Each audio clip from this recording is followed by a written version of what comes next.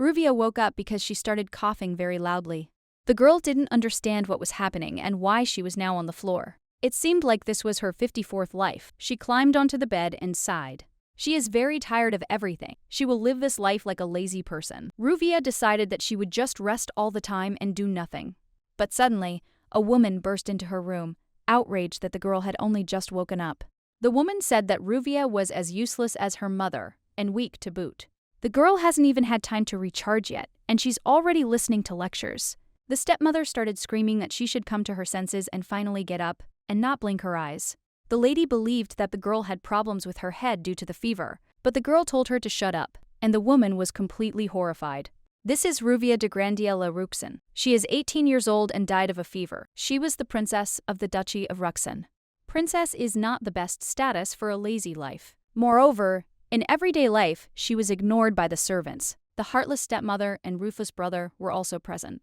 Selfish younger sister and indifferent father. She has a simply amazing family. The woman continued to scream and ask why she was treating her like this. The main character thought that it would be difficult, but she could handle it. The stepmother continued to shout and ask what kind of tone Ruvia was using. She couldn't accept the fact that the girl was bragging about her bad blood in this way. Perhaps she should punish the girl properly so that she would come to her senses. The main character remembered that it was most likely the Archduke's wife, Margaret, who was also the girl's stepmother. So the girl asked for forgiveness and said that she had just woken up and therefore had not yet come to her senses. If the mistress has finished, the girl will ask her to leave. But if she had anything left to say, Ruvia would still tell her to leave. It's all because the girl is very tired and won't be receiving guests now. The stepmother was simply furious. She did not understand how this girl could continue to be so insolent to her. But Ruvia looked at the woman in such a way that she even became frightened. For such a pampered aristocrat, her words would be an excessive pressure. It would be desirable for her to get scared and simply leave. The woman turned around and told her to get ready because she would definitely punish her for such antics. After that, she turned around and began to leave, slamming the door behind her. Perhaps the main character went a bit overboard. But no worries, everything will resolve itself. Then the main character decided to go to the mirror and look at her appearance. Shiny silver hair and eyes like precious stones. She is very beautiful, as befits a princess. But being too attractive is also tiring. A princess title, a ruined family, a pretty face. None of this suggests a lazy life. A more comfortable option would be to be rejected by a nobleman. She's been through this before, so she knows what it's like. After this, Ruvia sighed and lay down on the sofa. She hadn't chatted so freely for a long time. After that, she was startled by the fact that someone had broken into her place again. It was some guy who was asking if everything his mother said was true. She thought he was some kind of bore. He didn't even look very good. This is Marquis Sven. He is her brother from another mother, the eldest son of the Grand Archduke Rusan. This stepmother simply brought reinforcements and is standing behind, blazing with anger. It seems the girl started hallucinating due to fatigue, and she saw this guy with a dog in his arms. The man demanded that she answer, because his mother had told him about her outrageous behavior. The main character sighed. She really wanted to rest already. They are all very annoying and there is no end to it. She needs to end this conversation, and as quickly as possible. Therefore, the girl replied that everything was correct and she had behaved rudely towards a person who calls herself a mother. Ruvia also noticed that the first thing this woman did was reproach and taunt her daughter for almost dying from a fever. The brother began to say that she was simply going too far, and that perhaps her mother's words had upset her, but there was no malicious intent in them. Ruvia, with a serious face, noted that she wanted to ask something. She asked again whether his lectures were really out of love for his younger sister, or whether he wanted her to show respect to family members no matter what. Her brother was simply horrified. He didn't know what to answer. He was completely speechless from such a question. He would either realize he was being unfair to his sick sister, or acknowledge the fact that his biological mother had been overly harsh. The boy noted that either way, she was wrong and should apologize to his mother. The girl said apple because she wanted to make a play on words. Apology and apple are the same word in Korean. The woman was simply horrified and asked again what it meant. The girl replied that she would give her an apple, so there was no need to sulk. Since she liked them so much, she could go and eat as many as she wanted. After this, there was silence. The brother asked Ruvia again what was wrong with her behavior. For the sister replied that she did not think that she was wrong in anything. Apples are very healthy. Eating one a day is enough to avoid getting seriously ill. Ruvia also remarked that she knew what she was talking about. Apples were very healthy. Her brother was simply furious. He bit his teeth, and told his mother that they thought it was time. The woman was outraged. She did not understand why he was not doing anything. The guy tried to take her, and the woman said that since he was sure of it, she would listen to him. They slammed the door behind them. In principle, the guy wasn't that stupid, since he realized that he had to leave when there was no chance of winning. After this, Ruvia decided to lie down on the bed again. Now she could sleep peacefully. When she slept, she had a dream that she had not seen for a long time. She even cried because of it. She asked the maid to bring her something, but then she realized, 53rd farewell, I still can't get used to parting with those she loved. She needs something to eat. Food is the best medicine for sadness. When she went out, she heard the maids gossiping. She asked for food, medium rare meat. If there is wine, then you also need to bring it, and it is preferable that it be from the Dorpt winery, Livian variety. The maids looked at her askance. Ruvia asked again why they were standing there and ordered that they be brought immediately. The maid informed the lady that the time for serving dishes was over, there was no more food, and the other women began to laugh. Ruvia told them to get ready in that case because she could wait. The maid was in complete confusion and already asked herself again what she had just heard. The lady repeated that she had told her to cook since there was no food. The maid sighed and remarked that she was nothing but trouble. She turned around and said that she would serve food immediately. As Ruvia sat at the table, she saw the other maids whispering among themselves. This problem cannot be solved quickly. This girl was constantly bullied. Well, she decided to forget about it because she needed to eat first, but suddenly a bowl of food landed on her table. Everything spilled everywhere and splashed the lady. The maid replied that this was the only thing left and that I wish you bon appetit. The lady asked again if she really had nothing more to say. The maid remarked that next time she should try to arrive on time. They can't constantly adjust to her. Ruvia got up from the table and hit the woman so hard that she flew back. The lady ordered her to stand up. It seemed the difference in status between them was not enough for her. Ruvia is the Archduke's first daughter. Disrespect for her is tantamount to disrespect for the Grand Archduke Rusen. So the lady asked again if she really had several lives left since she was behaving like this. The maid began to justify herself and say that she would never dare to show disrespect to her. She was even trembling. The mistress noted that it was interesting to see what the other maids thought about this. The women immediately fell to their knees and noted that they too had been at fault, and therefore asked her to have mercy on them. They begged for mercy and said that they would definitely prepare everything. The lady said that she agreed with them and gave them another chance. The women were very grateful to her, bowed, and ran to the kitchen. They prepared a very good dinner for her. The girl was delighted. Even though she scolded the head maid in front of everyone, in any case, people here ignore and treat Ruvia with hostility.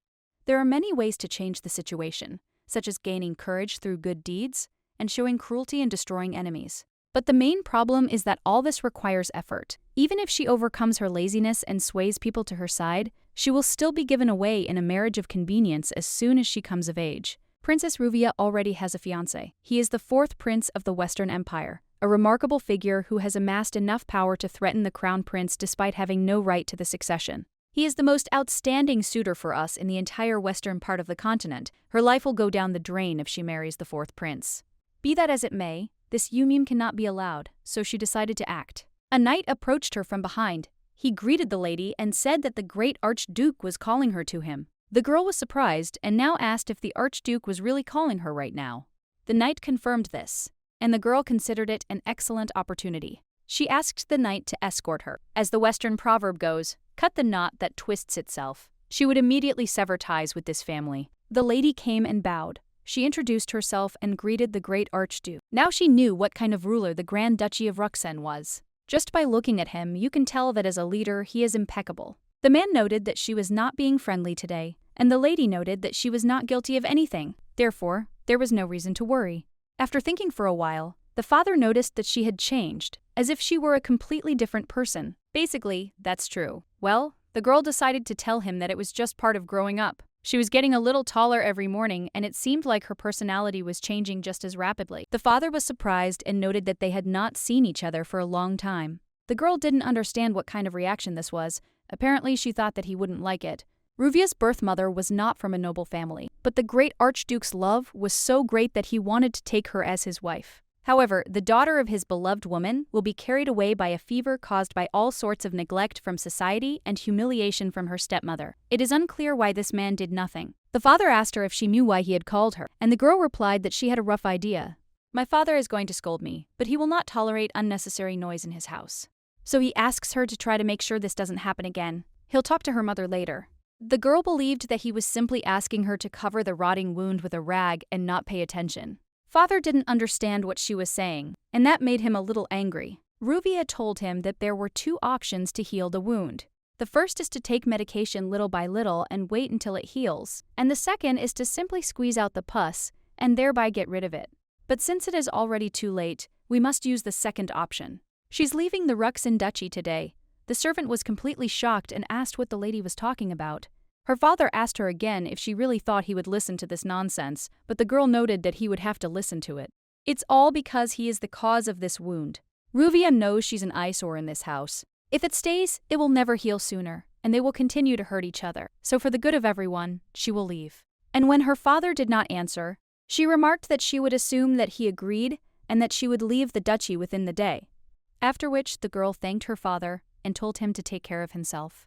She turned around and started to leave, slamming the door behind her so that her father didn't have time to say anything. He didn't even try to hold her back, although it only played into her hands. Ruvia is actually such an unfortunate child. She will live this life happily for her sake. She began to collect her things, took her clothes, and also took a blanket instead of a sleeping bag. She doesn't have any jewelry, but she can earn money. In principle, this should be enough. Then someone approached her and asked what she was doing now. They say the princess left the mansion, so the servant thought it was worth stopping her. The Archduke turned to the knight and told him to watch the princess until she returned.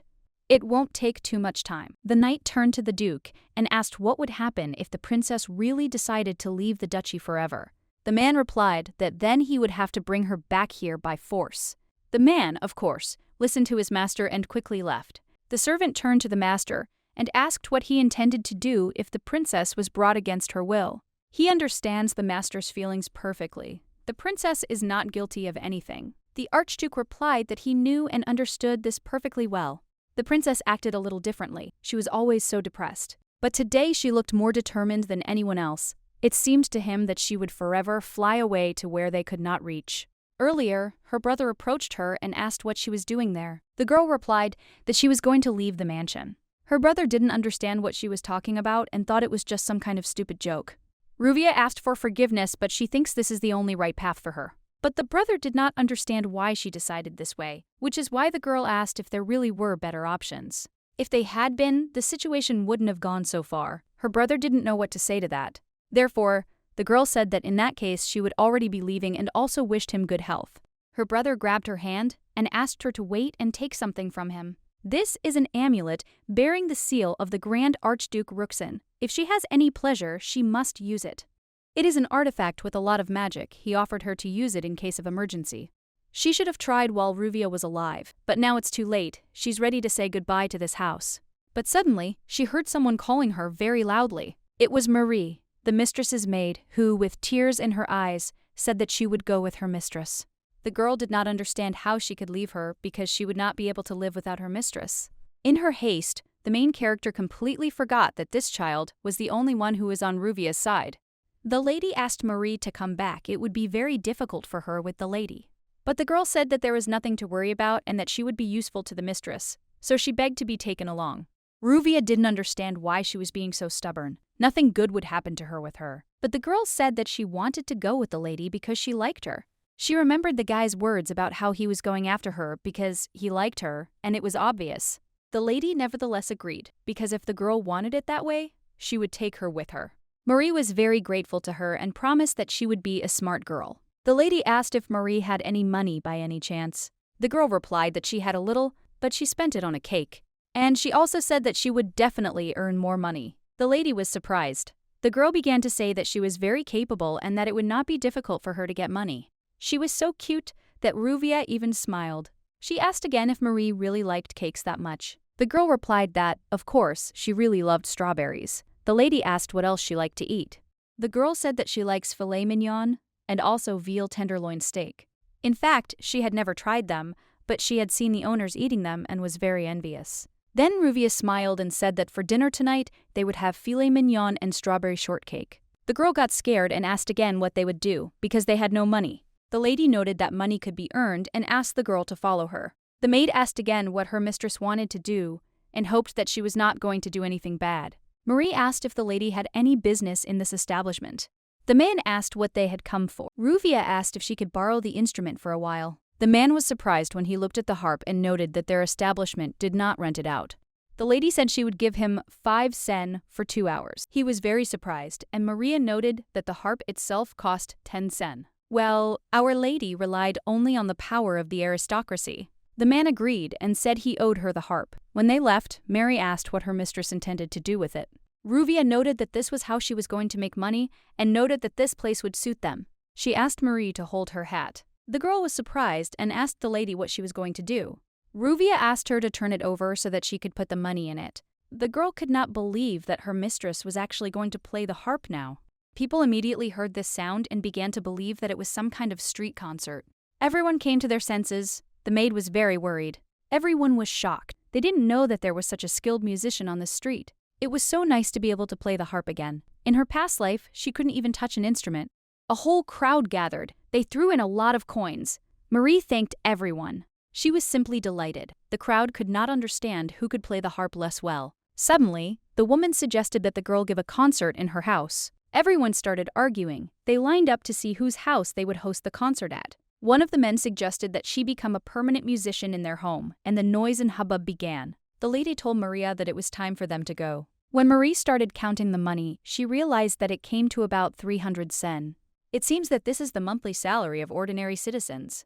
The maid thought that the mistress had never held a musical instrument in her hands, so she was interested in how the mistress managed to play such a beautiful melody. The girl replied that she was simply a genius, and the maid was simply delighted. Maria noted that she thought so, which is why the lady always looked as if she lived in her own world. It was good that this girl trusted her. The lady was pleased with it. She asked the maid to keep track of this money. Now she will be responsible for all her savings. Ruvia is, after all, the princess of the Duchy of Reincarnated and cannot control the finances on her own, so Marie will be handling this. The girl was absolutely delighted. She promised that she would try, so you can trust her point. Now the mistress suggested going out to eat, and the maid, of course, did not refuse.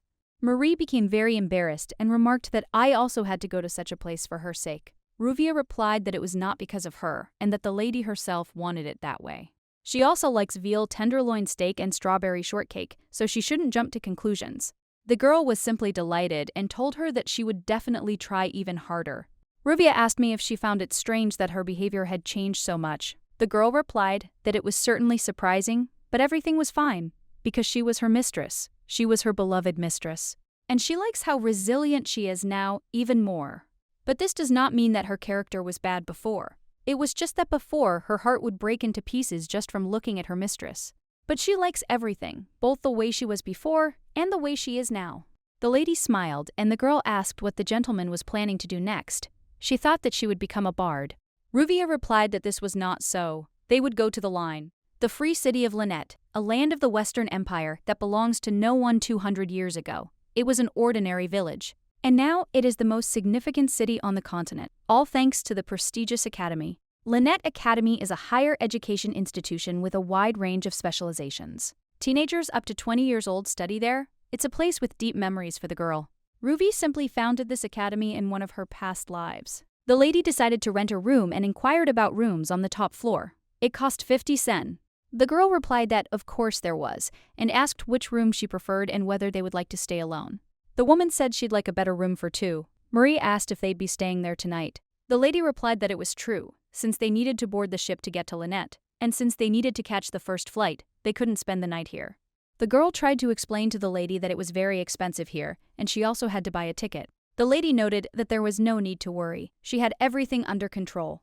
While the mistress was taking a bath, Mary asked why she wanted to go to the bathroom. She assumed the girl was planning to enroll in the academy. The lady replied that this was true, and that freshmen were being recruited right now, so she wanted to take the entrance exam. Marie noted that chasing your dream is very inspiring, and her mistress is very cool. Basically, this is the first step to living as a sloth. If you are accepted, food and accommodation are provided free of charge, as the education here is skills-oriented. If you do well on the tests, there won't be any attendance issues, so that's a golden prize. Marie asked if the lady had decided what program she wanted to apply to. She noted that a special female engineer would be suitable for the lady, but the lady noted that she had not yet thought about this and needed to decide. Ruvia is going on vacation. She doesn't even think about studying. How many years of free food and idleness have I had? Look, she was smiling, but the lady decided to ask what was making her laugh so much. The girl noted that she was simply in a good mood. Today, she tried filet mignon for the first time, and tomorrow she would board a boat for the first time. The girl was so happy to be going to the links with her mistress, and she was incredibly happy just to be doing it next to her mistress. The lady remarked that once they got there, she would buy her a mountain of strawberry cakes. The next morning, Marie reported that she had already packed everything. The lady noted that it was necessary to buy something for the journey. After all, it would take 3 days to sail, and it was necessary to prepare in advance. And also, she opened the door and immediately saw Sir Urbo. She noted that she could see him and there was no need to hide. She told him not to pretend. He had been following them since yesterday. The gentleman greeted the lady, and she asked what he needed. She replied that the Duke had instructed him to ensure her safety, so he asked for understanding, because he was forced to follow her. The lady noted that she had no intention of sending him back. The man did not understand what she wanted from him then. Ruvia noticed that he works hard, so she invites him in for tea. Meanwhile, Marie whispered to the lady what they would do if he caught them.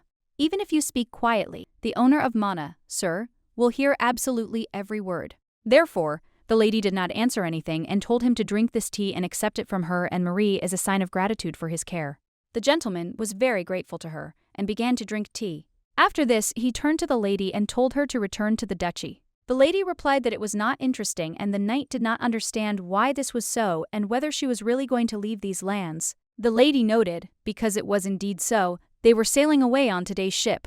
The knight declared that he could not allow this. The Duke ordered him to return her home even against her will, but only if she leaves his domain or doesn't return for a long time. This was actually unexpected. The girl hadn't expected it. She noted that she understood perfectly well that he had an order and a knight, and he was delighted to think that this meant that they were going to the duchy. The lady noted that he should also understand her situation, just as she understands his situation. The knight was in complete shock. He didn't understand what the lady was talking about. Everything went dark before his eyes, and he fell head first onto the table. Marie was very scared and immediately rushed to him and called for her mistress in panic. The lady told her to leave him like that. He fell asleep. Maria did not understand what this meant, but the lady noted that if she listened closely, she would even hear that he was snoring. It worked like clockwork. Her sleeping pills were good.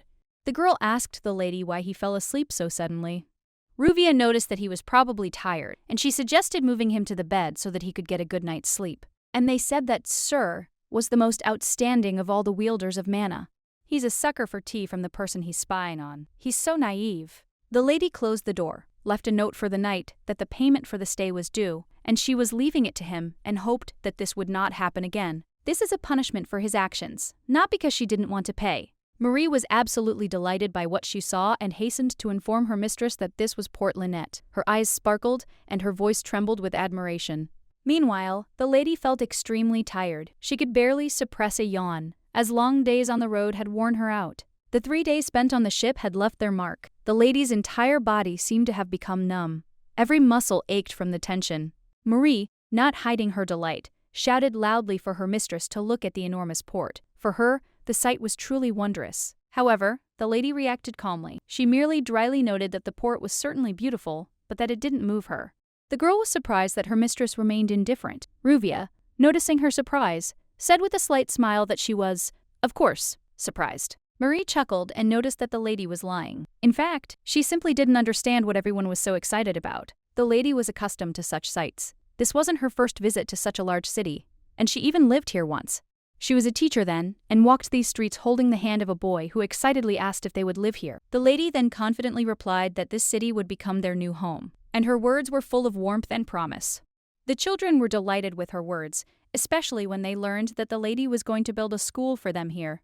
The boy asked curiously what the lady would name the school. She suggested the children think of a name themselves and choose one together. The children perked up and began vying with each other to offer their ideas, happily raising their hands to be heard. The blue-haired boy suggested naming the school Lynette, and the idea immediately caused a storm of emotions among the others. Everyone was delighted with the proposal, but the lady gently advised them to look for another name to find something special. However, the children insisted that the name could not be changed. They wanted to name the school after their mistress, to perpetuate her name. Back then, it was just a small school for 5 orphans. The lady couldn't have imagined that it would become the best on the entire continent. Even if she had to spend 1,000 years at Lynette Academy, she would be happy, because the school became her pride. Almost 200 years have passed and very few memories remain from that time. Only shadows of the past. But these warm memories still gave the lady strength and encouraged her a little in the present.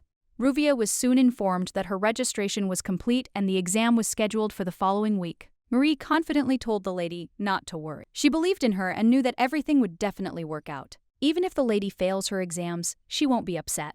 It won't be a problem for her. She'll find something else to do. Earning money is easy for her. Ruvia thought it was important not to forget how smart and capable her mistress was. She always managed to overcome difficulties.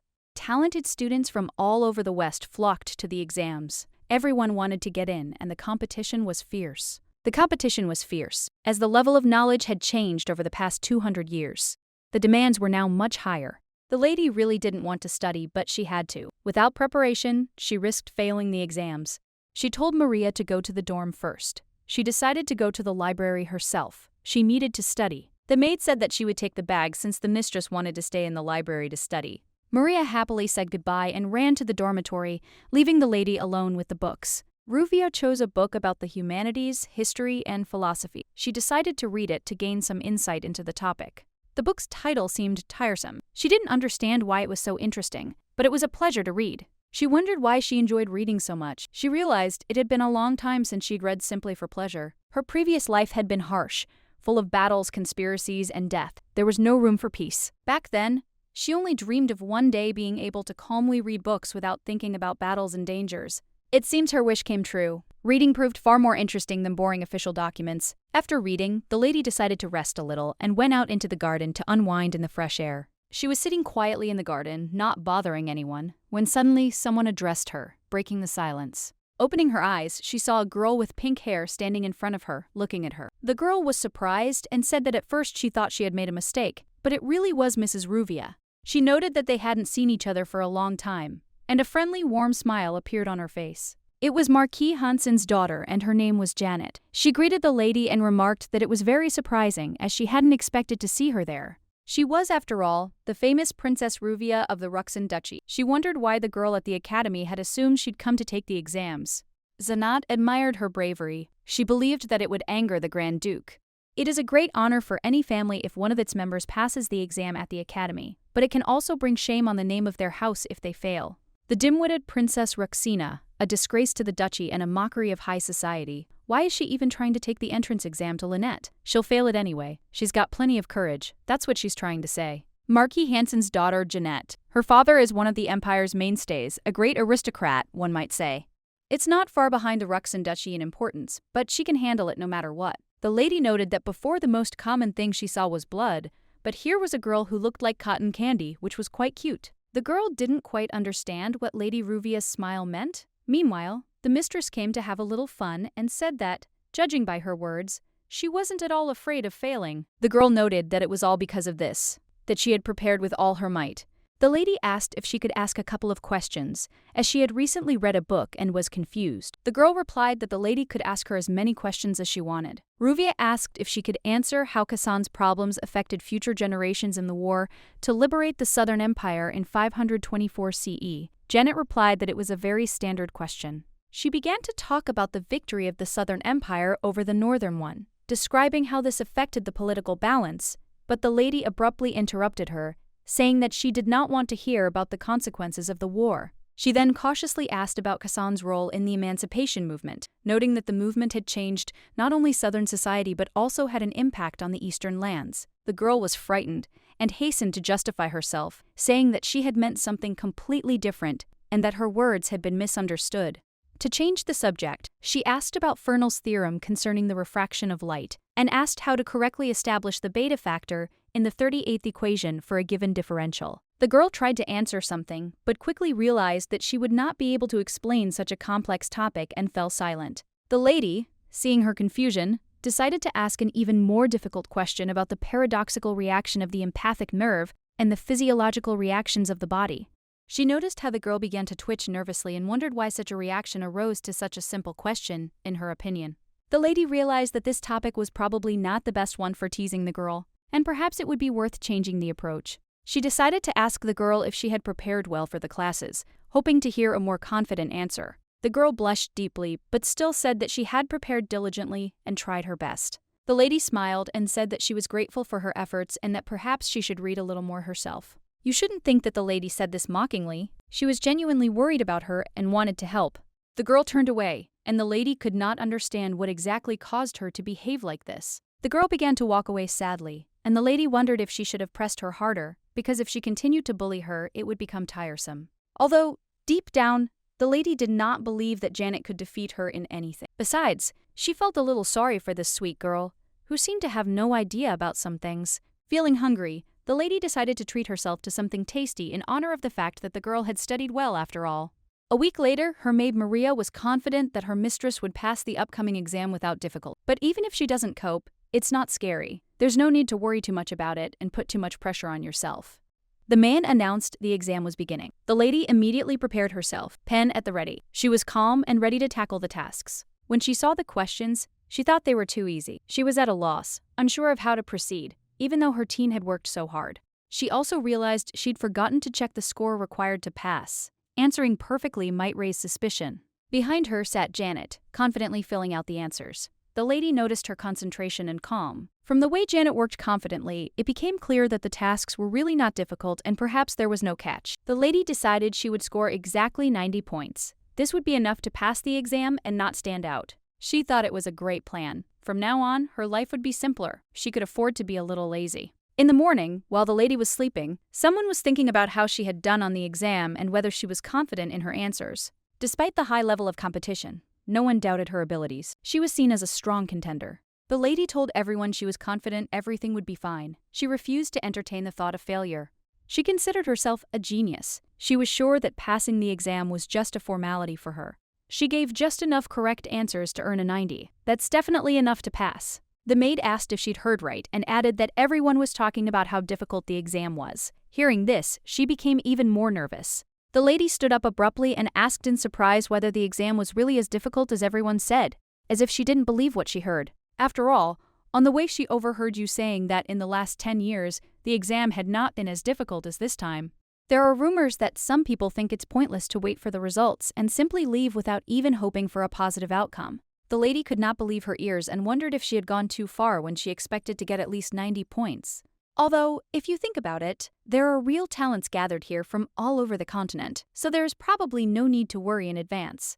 She tried to calm herself down, hoping she was right, but she still crawled into the blanket and sat, wrapped up to hide her anxiety. The maid noticed that many seemed to have failed, and she couldn't understand how this had happened. The mistress admitted that she was a little worried herself. When she stated her name, the man was completely shocked to hear that the person standing in front of him was the princess of the Ruxan Duchy. The lady confirmed that it was indeed her, and then the man said that they had been waiting for her for a long time, asking them to open the letter quickly. As soon as she opened the envelope, she was overcome with a bad feeling, and after reading the letter, she realized that she was in serious trouble. Ruvia couldn't understand why she had the best score. She hoped there was a mistake, because she didn't think 90 points could be the highest. However, I understood perfectly well how such a result could be the best of all.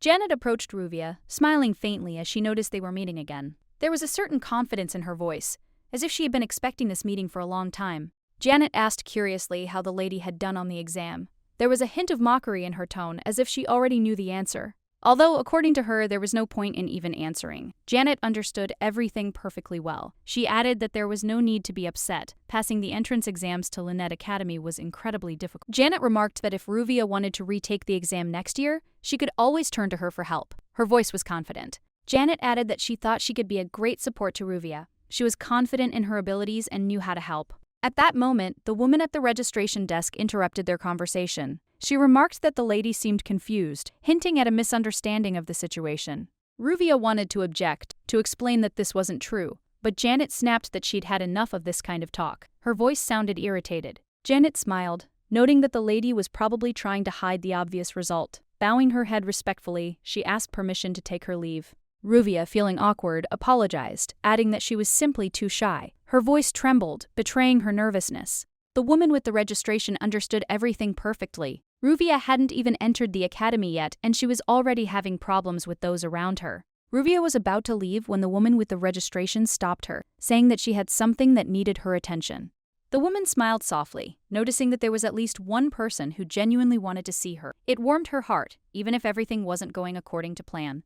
Her hopes for an easy 4 years at the academy crumbled to dust. All dreams of a quiet life vanished when reality proved far more complex. A tall, imposing man, unmistakably Baron Cruzen, came out to meet her. His appearance immediately caught her attention, making her wary.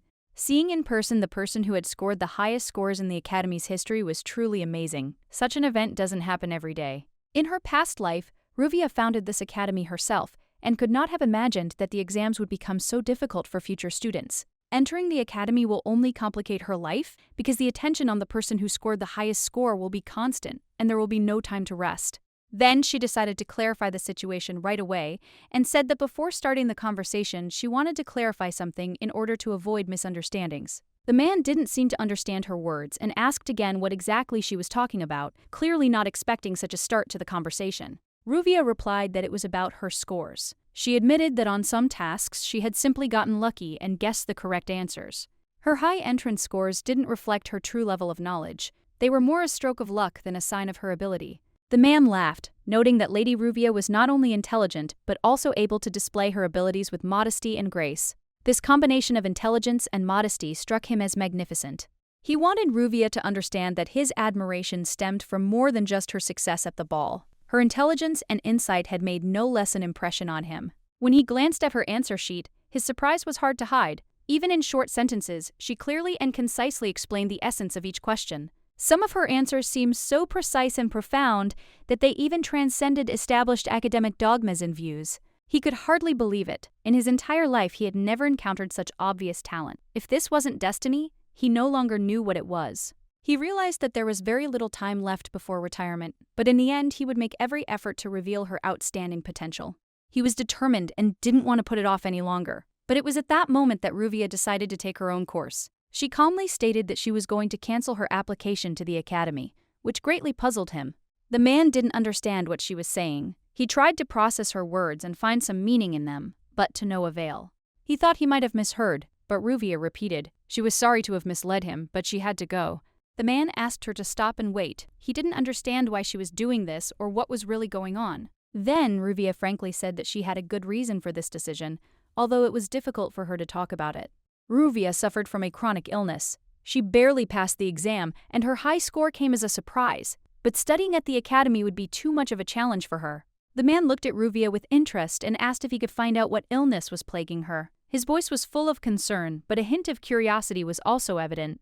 The director confidently assured her that he wanted to help. The academy, he said, had the best medical specialists, and perhaps someone could ease her suffering. However, Ruvia calmly replied that she suffered from migraines, a disease that could not be cured even on the advanced Western continent, where medicine had made great strides. She added that if she gets a little tense or worried, she starts to get severe headaches that prevent her from living and studying normally.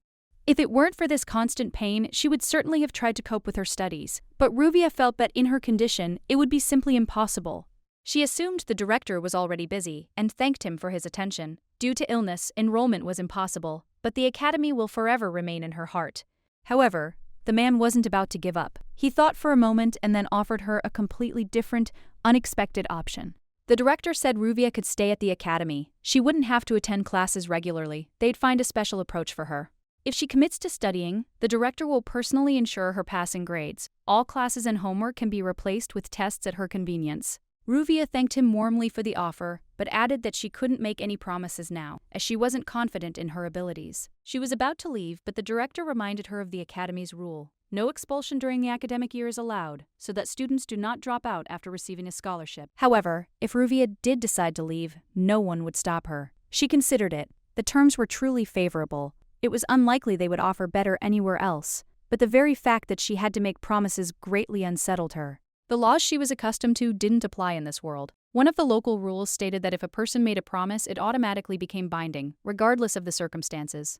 This was because her soul energy was significantly more powerful than others. As soon as she made a promise, it took on force, and Ruvia was forced to fulfill it, with no right to back down. Realizing this, Ruvia firmly stated that she could not accept such conditions. She apologized, not wanting to appear ungrateful, but she couldn't promise anything under the circumstances. The academy director, after listening to her, nodded sympathetically. He said he understood her difficulties and was willing to consider only her doctor's report. Otherwise, unfortunately, they would have no other solution. Ruvia remained silent in response. She felt a little ashamed as the director was being sincere, not motivated by personal gain. He genuinely cared about her and her future. He was a true educator who genuinely cared about the academy's development and tried to retain talented individuals like Ruvia. His words were full of respect and support. Ruvia felt sorry that in this world, people like him and academies like him remained in the shadows. Their work and sincerity often went unnoticed, even though they deserved better. Finally, the director added that the academy's doors would always be open to her. They would await her return when she was well and ready to return to school. Ruvia recalled how the teacher was told that he would definitely continue to develop the academy. He wanted not only to preserve her legacy but also to widely disseminate the knowledge she left behind. She shuddered, noticing that the second director of the academy had the same zeal. If you looked closely, there was indeed something in common in their looks and gestures. Everything that was happening completely confused her. Ruvia gave up trying to figure it out and simply waved her hand, deciding not to bother her head with unnecessary thoughts. She said she had several conditions. Ruvia gently asked if the director was willing to listen to her and accept them. The director smiled warmly and confidently replied that he would certainly do everything she asked, without hesitating for a minute. Marie was simply delighted when she first saw Ruvia's room. Spacious, bright, and elegant, it looked as if it belonged to a noblewoman, not an academy student. Everything here was arranged with exquisite taste, and the place bore no resemblance to a typical dormitory. Marie immediately realized that such comfort was rare even in wealthy homes. This was truly worth the long journey. Marie thought all the trouble and travel were completely worth it when she saw where her mistress would now live. Now that they had finally arrived, it was time to breathe a sigh of relief. The mistress could rest peacefully in this cozy and luxurious room, enjoying the silence. Marie noticed that the lady had not only entered the academy but had also passed her exams with top marks. She wondered why Ruvia had asked her to conceal this fact, since it would soon be revealed anyway. However, Ruvia firmly insisted that no one would know about her success. That's why she asked Marie to keep it a secret and not reveal her achievements to anyone. Cruz and Ruvia set two conditions that had to be followed unconditionally, and this surprised the academy administration. The first condition was the right to leave the academy at any time if unforeseen circumstances arose, which seemed unusual for such a talented student.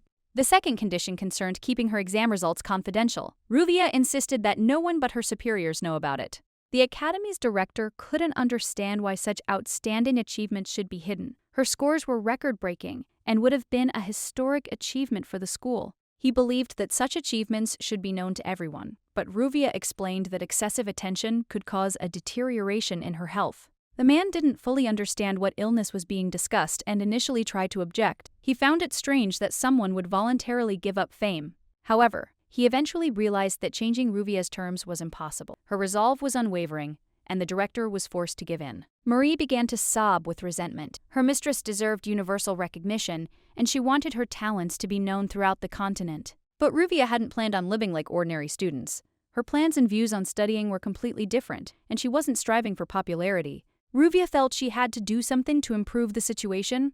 Her thought was that Maria needed a little pampering to make her feel better. The director should have been given some research work, perhaps even his own, so that he could use it as some kind of contribution to the success of the academy, which would give him an additional achievement. When Maria asked why the lady was lying in bed, Ruvia answered calmly that she would rest and that from now on, she would sleep constantly, feeling how her body needed rest. At this time, the rest of the students are having fun, hanging out, and making new friends before the entrance ceremony, preparing for an important moment in their lives, which creates an atmosphere of anticipation. Some of them have already managed to become very close, and perhaps they are truly lucky because such relationships help them survive moments of uncertainty and anxiety. But, as always, for geniuses, solitude is an inevitable part of their journey. They are always alone, absorbed in their own thoughts and reflections.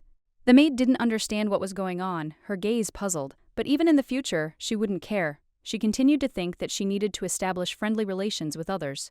Ruvia replied that she would make friends, but only after a while. She needed some time, about 70 hours, before she could do anything new.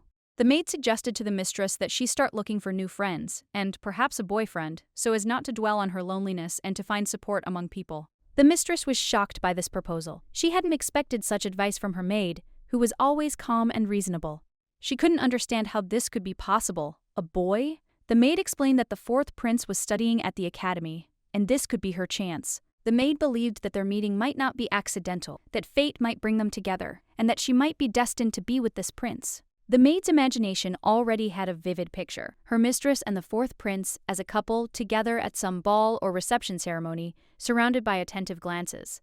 The mistress asked Maria to repeat her words, not believing her ears. She couldn't accept that her maid was speaking of the prince with such confidence. Maria reiterated that the fourth prince not only studied at the academy but was also the class leader, making him an important figure among the students. The lady was shocked by this news. It was too unexpected, and she couldn't believe that a man like the prince could be in her life. While the maid was pouring tea, she noticed something was wrong with her mistress. Ruvia looked puzzled and thoughtful, as if questions were swirling around in her head. Ruvia was seriously considering this. She looked frowning, as if her thoughts were troubling her. Something didn't add up, and she couldn't get over this idea. She couldn't understand why this prince was studying at Lynette's academy. If he was from the imperial family, it would have been better for him to remain in the palace rather than here.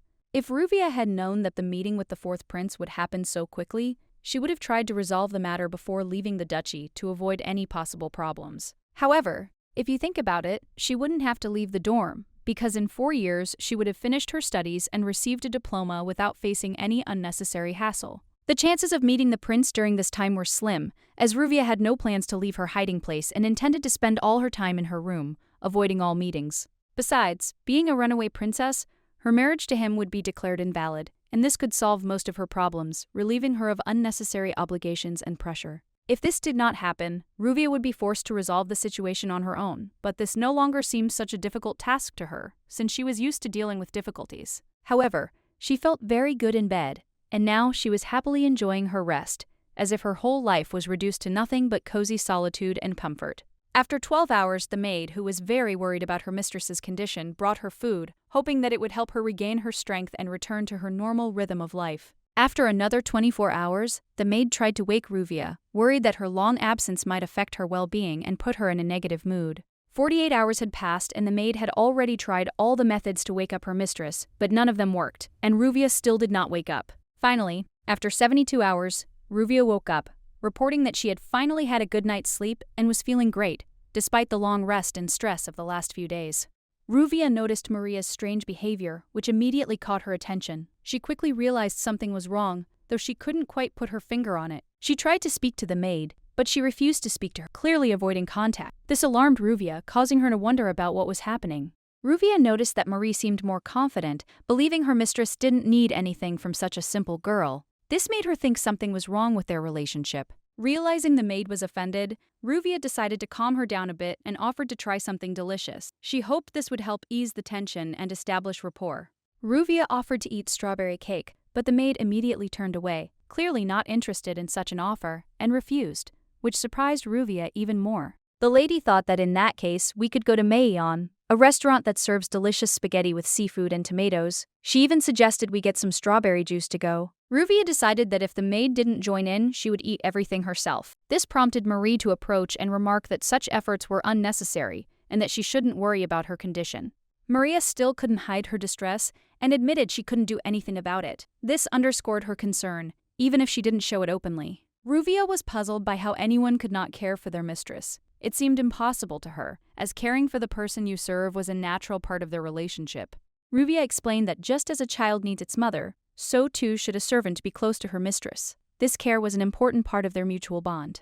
Ruvia said that if they didn't leave soon, there would be a lot of people on the street and they might run into a crowd. Therefore, she wanted to leave as early as possible to avoid unnecessary inconvenience. Maria noticed that the lady only had 20 sen left and decided to check if she had any money. It was a question that clearly bothered her, given the current situation. The lady was shocked and asked in surprise what the girl had been eating all this time, given their limited means. This clearly left her quite shaken. Marie calmly replied that she'd been eating buns left over from the previous days. She reminded him that housing and food were provided only to students, and she should have been more careful. The lady asked the girl to show respect, but Marie immediately replied that there was no need to apologize, and that she did not need excessive politeness about it. Everything was fine. She liked these buns. Then the lady asked curiously if Maria knew what she hated most in the world. It's a question she always asks. Ruvia replied that what she hates most is when people live in poverty. If someone is dear to her, she wants them to live with dignity, be well-fed, well-dressed, and in need of nothing.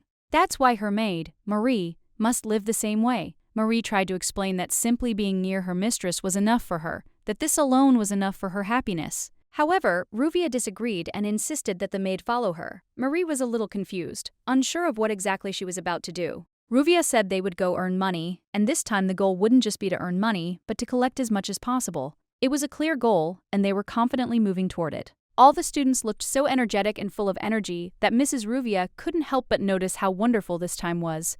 In her eyes, it was a moment of special upliftment. She couldn't help but notice Marie staring at her, and she asked what it was about. There was a hint of interest in her voice. Marie, a little embarrassed, admitted that the lady looked amazingly beautiful in this outfit. Her words were sincere and full of admiration.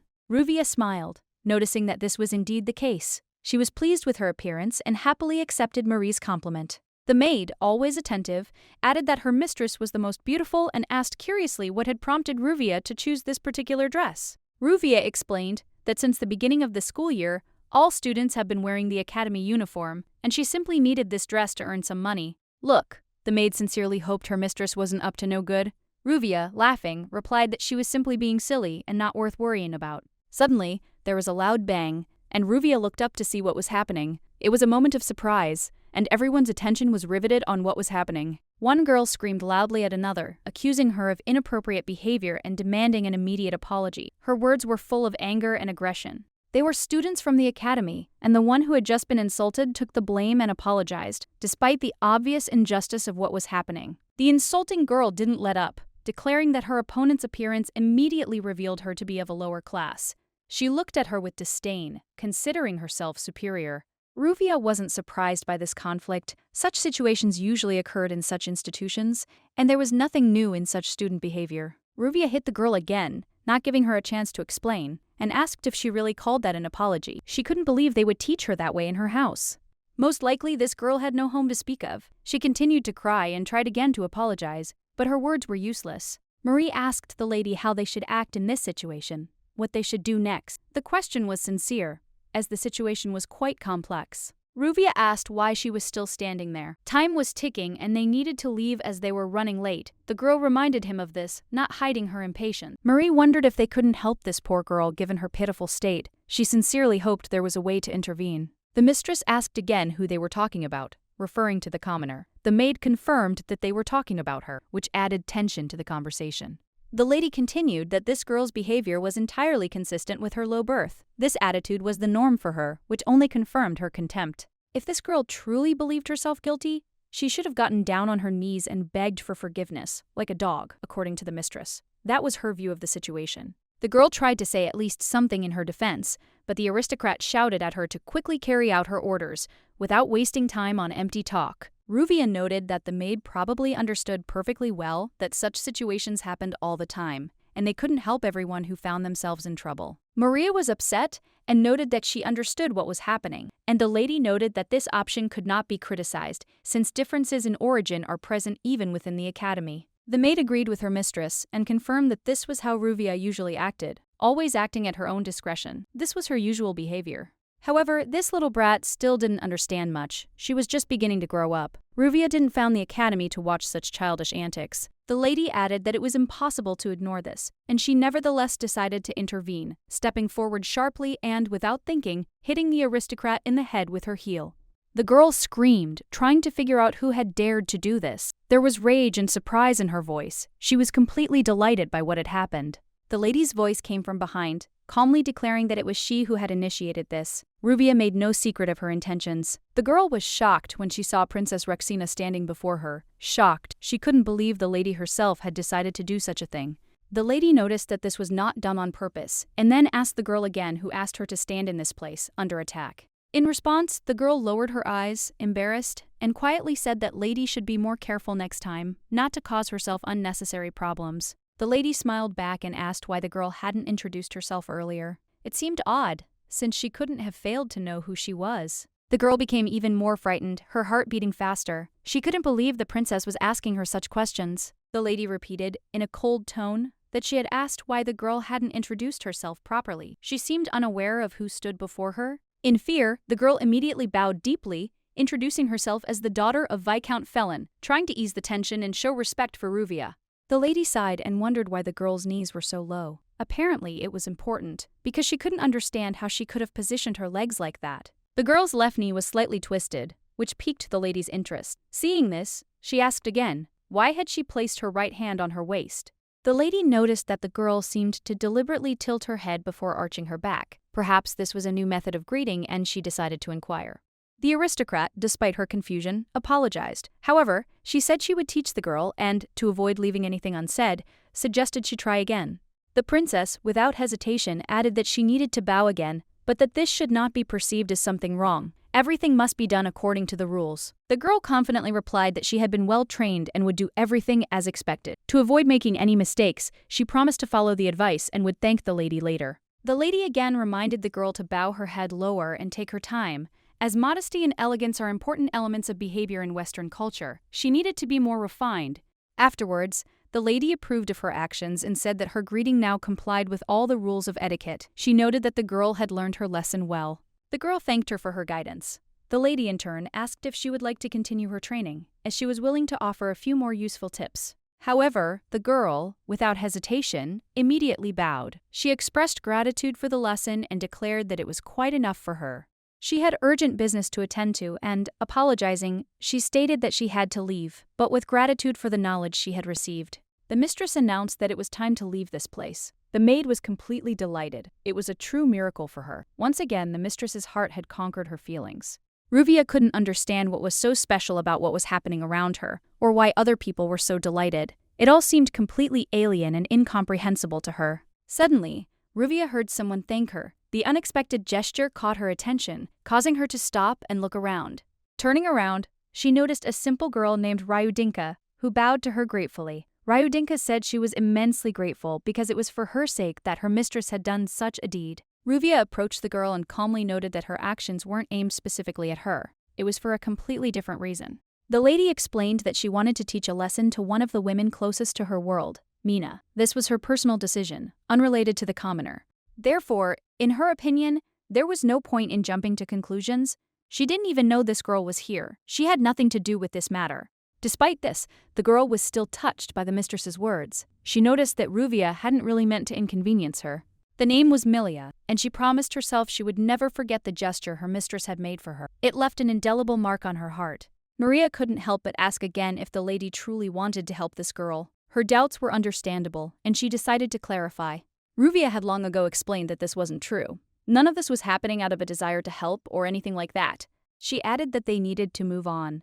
It was time to leave, and they shouldn't dwell on these disturbing thoughts. All this time, a guy had been watching what was happening. He had a feeling that this girl was a very interesting and unusual freshman. But after thinking a little more, he quickly changed his mind. Perhaps she should be named his future daughter-in-law. The young man couldn't have imagined that his future daughter-in-law would be so charming. He was stunned by her appearance and demeanor, and never expected such an impression from her. He was puzzled by rumors that she was a recluse, because in reality she was nothing like that. Where these rumors originated, he couldn't understand. The prince remarked that Ezekiel should be more careful with his choice of words. He understood that in their world, every word could be important, and he needed to be more careful. The boy asked Ezekiel not to look at him like that. It was a look that was frightening, and he didn't want his older brother to continue looking at him with such intensity. The eyes of the elder brother, the emperor, were truly terrifying. There was something about them that made one feel uneasy, as if they were seeing more than they should. Ezekiel apologized and, somewhat hesitantly, asked if it was true that it was better to call them the eyes of a beholder rather than the eyes of an emperor. He wasn't sure what to call them exactly.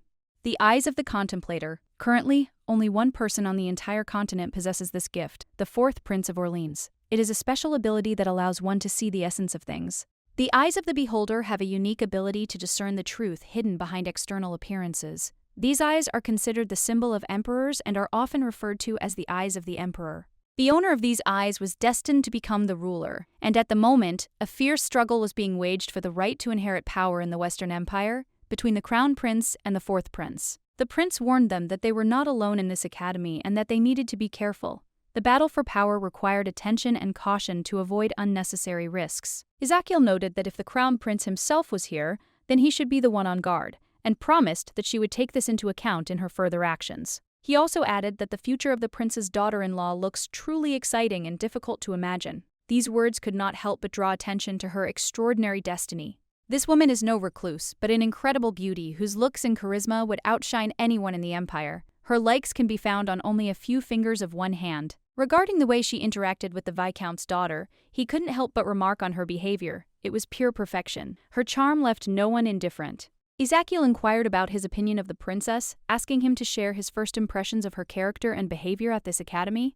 The fourth prince replied that she was beautiful, which surprised the boy a little. After all, that clearly wasn't enough to express all his thoughts and feelings about the princess. The fourth prince simply remained silent in response to his comment. The boy realized there was no point in discussing this topic with him any further. There was clearly nothing new to be found. This reaction was quite typical of him, but the boy still couldn't help but wonder why the crown prince had returned to the academy after completing the mandatory 2 years of training. He had already completed all the required courses, and now it was completely unclear why he was here again, and in the role of a temporary teacher, which seemed strange and not entirely logical. The fourth prince noted that the crown prince's intentions were completely unclear to him. He couldn't figure out what exactly he was planning. His actions seemed mysterious, and nothing provided any clear clues. The reason, they say, is that the crown prince misses the academy, but the fourth prince himself doesn't believe it. He's certain no one in their right mind would take such a reason seriously. The fourth prince couldn't even begin to guess what lay behind such intentions, finding them simply absurd. In his eyes, it resembled playing with fire, too dangerous to trust. Today, the prince is completely absent. His absence baffles everyone expecting his active participation, and no one can figure out what he's doing at this moment. Rumor had it that the fourth prince had heard that the crown prince was currently at the casino. This only increased his surprise and even displeasure. Ezekiel could never forgive him. The fourth prince remarked that perhaps the crown prince had come here not to continue his games but to rest. However, he was certain that his actions should be forgotten. Ezekiel couldn't understand how such behavior could be easily forgotten. And more importantly, he was uneasy even mentioning it to his older brother. Everything that was happening baffled him. The fourth prince stated that he wasn't concerned. His opinion was clear. However, it seemed his younger brother remained concerned, which only made the situation even more tense. He also asked if Ezekiel had completed his dissertation, hinting that he must have a lot on his plate. This prompted Ezekiel to consider the importance of his studies. Ezekiel flinched slightly at the question, quickly replying that he hadn't come here to deal with such serious matters. He wanted to relax and enjoy the moment, forgetting about work. Ezekiel declared he would go first to save time, while the fourth prince remained where he was, continuing to look down, lost in thought. His thoughts were taking him far from the current situation. The maid, seeing all this, asked again if her mistress really intended to work here. Her questions were filled with anxiety and uncertainty, which only emphasized the strange atmosphere in the air. Ruvia wondered if there were truly issues worth addressing, and whether she considered them important. She was a little concerned, but she wasn't sure. Marie replied that there were certainly problems because it was a casino and there was always risk. The place attracted people accustomed to gambling. As they walked, shouts, laughter, and excited cries could be heard. The aristocrats didn't hold back, spending large sums of money, absorbed in their games without a second thought. Yes, this entire building is connected to the casino, and it is clear that the gentlemen expect to profit from the gambling that takes place here every day. Marie insisted that she and the lady leave this place before it was too late, because such games could be dangerous for anyone. Ruvia calmly replied that there was no need to worry, because she was a good card player and could keep everything under control even if the atmosphere was tense. The maid reminded her that it wasn't how she played, but the process itself. Gambling here attracts people with addictions. It's not safe. Ruvia smiled and stated that she didn't look like a person addicted to games, and asked again if the maid was exaggerating the situation. The maid clarified that she had not meant her personally, but that the very nature of gambling is always a risk, especially for those who cannot stop. Ruvia agreed that the maid was right, but she was determined to do something a little different and was not going to give in to this dangerous atmosphere. You could call it a game of justice. The maid didn't quite understand what this really meant to those mistresses. She could only guess at the meaning of their words, but she clearly sensed the tension of the situation. There are certainly those in this place who use dishonest methods. These people win money by deceiving others. Their cunning and sophistication are conspicuous, creating anxiety. Ruvia decides that these are the very people she wants to rob. Her goal is to punish the swindlers and deprive them of what they so easily earned through dishonest means. The fight against injustice is on her mind. Of course, she has good intentions, but extorting money from scammers is becoming almost a pastime. It's a profitable endeavor, and even moral principles don't stop her. Although Ruvia herself understands that this brings her pleasure, as it brings back memories of the old days when she herself used to do similar things, she can't help but remember how skillfully she deceived people, setting traps for them. To start, Ruvia decides to win a little money at the dice table. 20 cents isn't a huge amount, but it's enough to try her luck. It's not particularly risky, but there's still a thrill. Marie, noticing that the game is getting out of control, tries to help her mistress. She suggests betting a different amount, one she considers more reasonable, but Ruvia continues to stick to her plan. Ruvia, hearing the maid's comments, responded with a smile. She reminded her that she herself had recently said that gambling was evil, but now it seemed she no longer cared.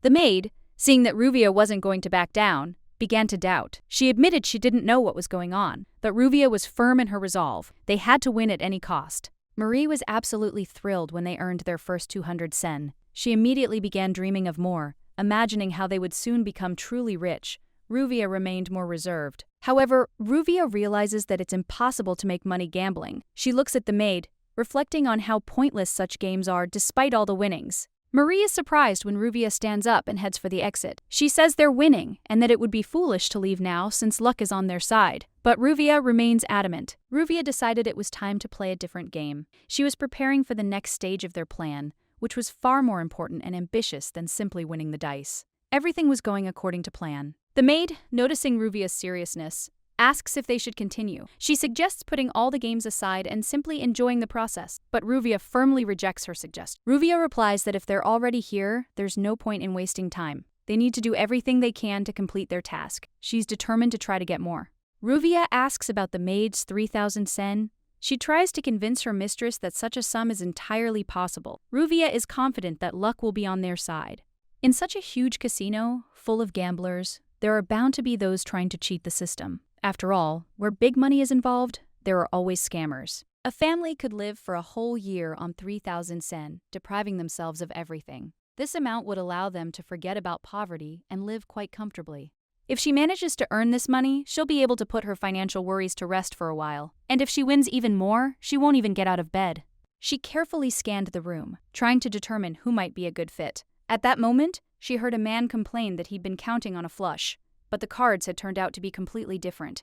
Everyone around him watched his game with interest, discussing how much he'd already earned. The spectators' curiosity only grew, as it's not every day you get to see someone win big. The spotlight fell on a young man with ash blonde hair, playing with incredible confidence. His composure betrayed a man accustomed to taking risks and knowing exactly what he was doing. His face expressed both cunning and calculation. He was a born con man, and Ruvia realized he was the perfect man for her purposes. A moment later, he turned to a woman nearby, and with a slight smile invited her to sit at the table and play together.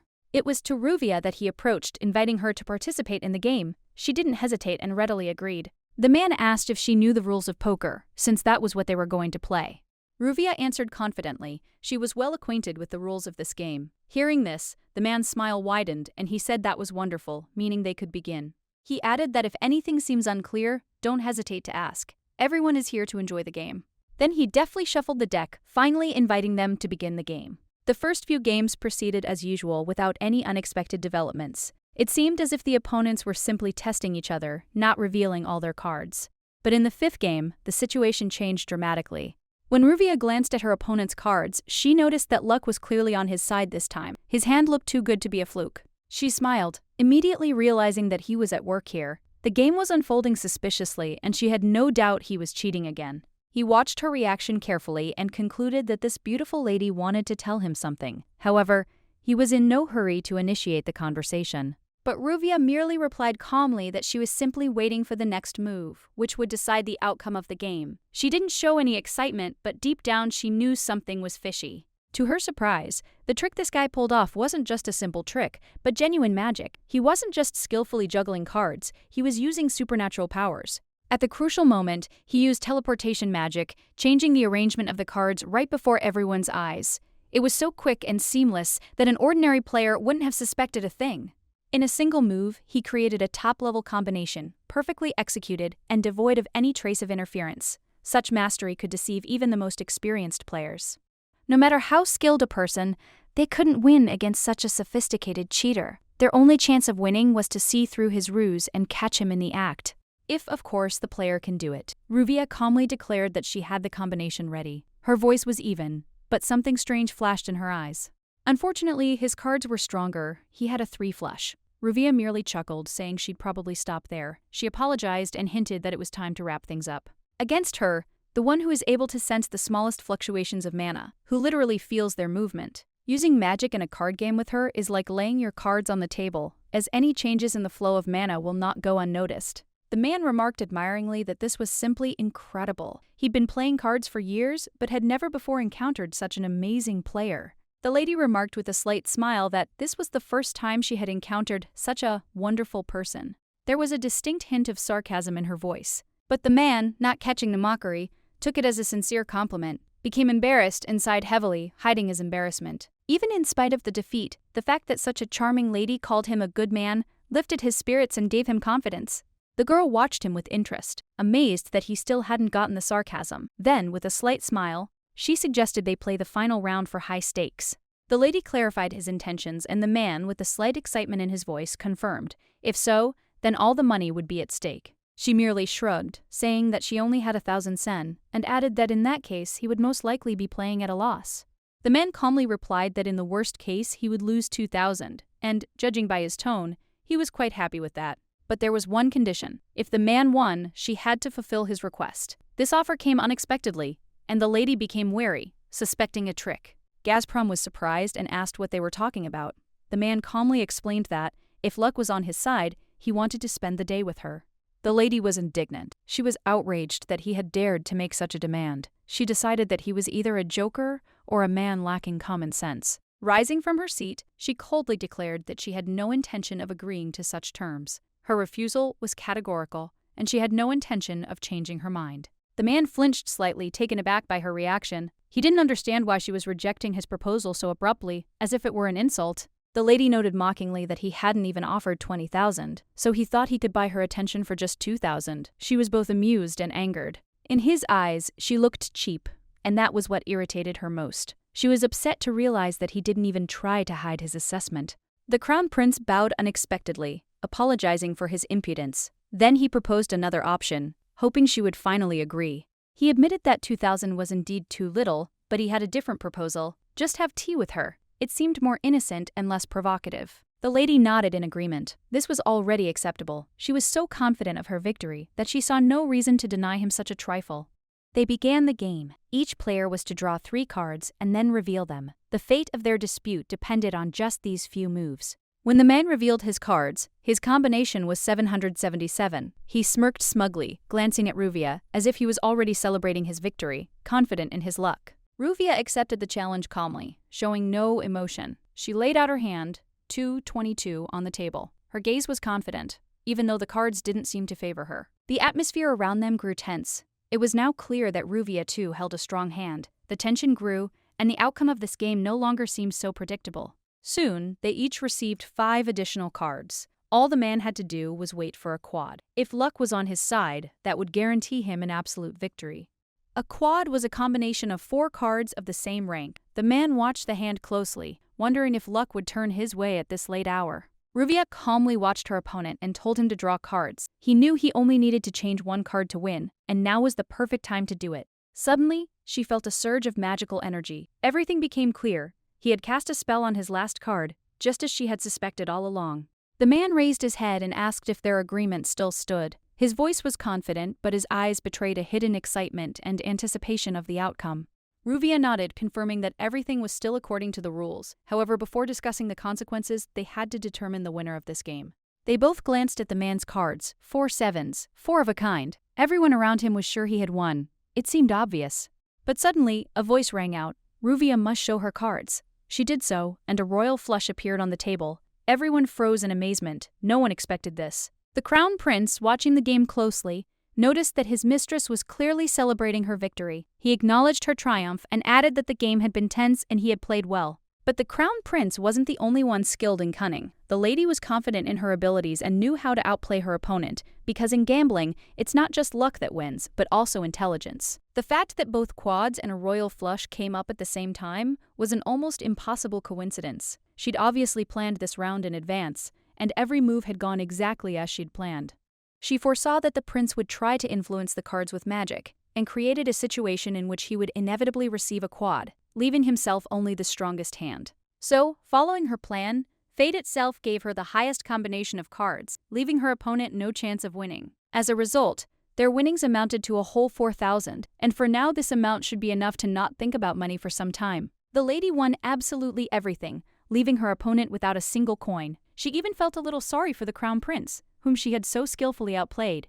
Meanwhile, the prince, leaning back in his chair, admitted that the game had been exciting. He called the game an honor and enjoyed the moment despite the defeat. Intrigued, he looked at his rival and politely asked if he could find out her name, since such an intelligent and beautiful woman certainly shouldn't remain a stranger. The lady, without expressing any particular emotion, calmly replied that her name was Ruvia, without adding anything extra. The crown prince smiled slightly, turned to her, and, looking thoughtfully into her eyes, remarked that her name was very beautiful. He was also somehow certain that their paths would cross again. Ruvia answered without hesitation that she doubted it. However, the prince was adamant and, with easy certainty, declared she was mistaken as their meeting was inevitable.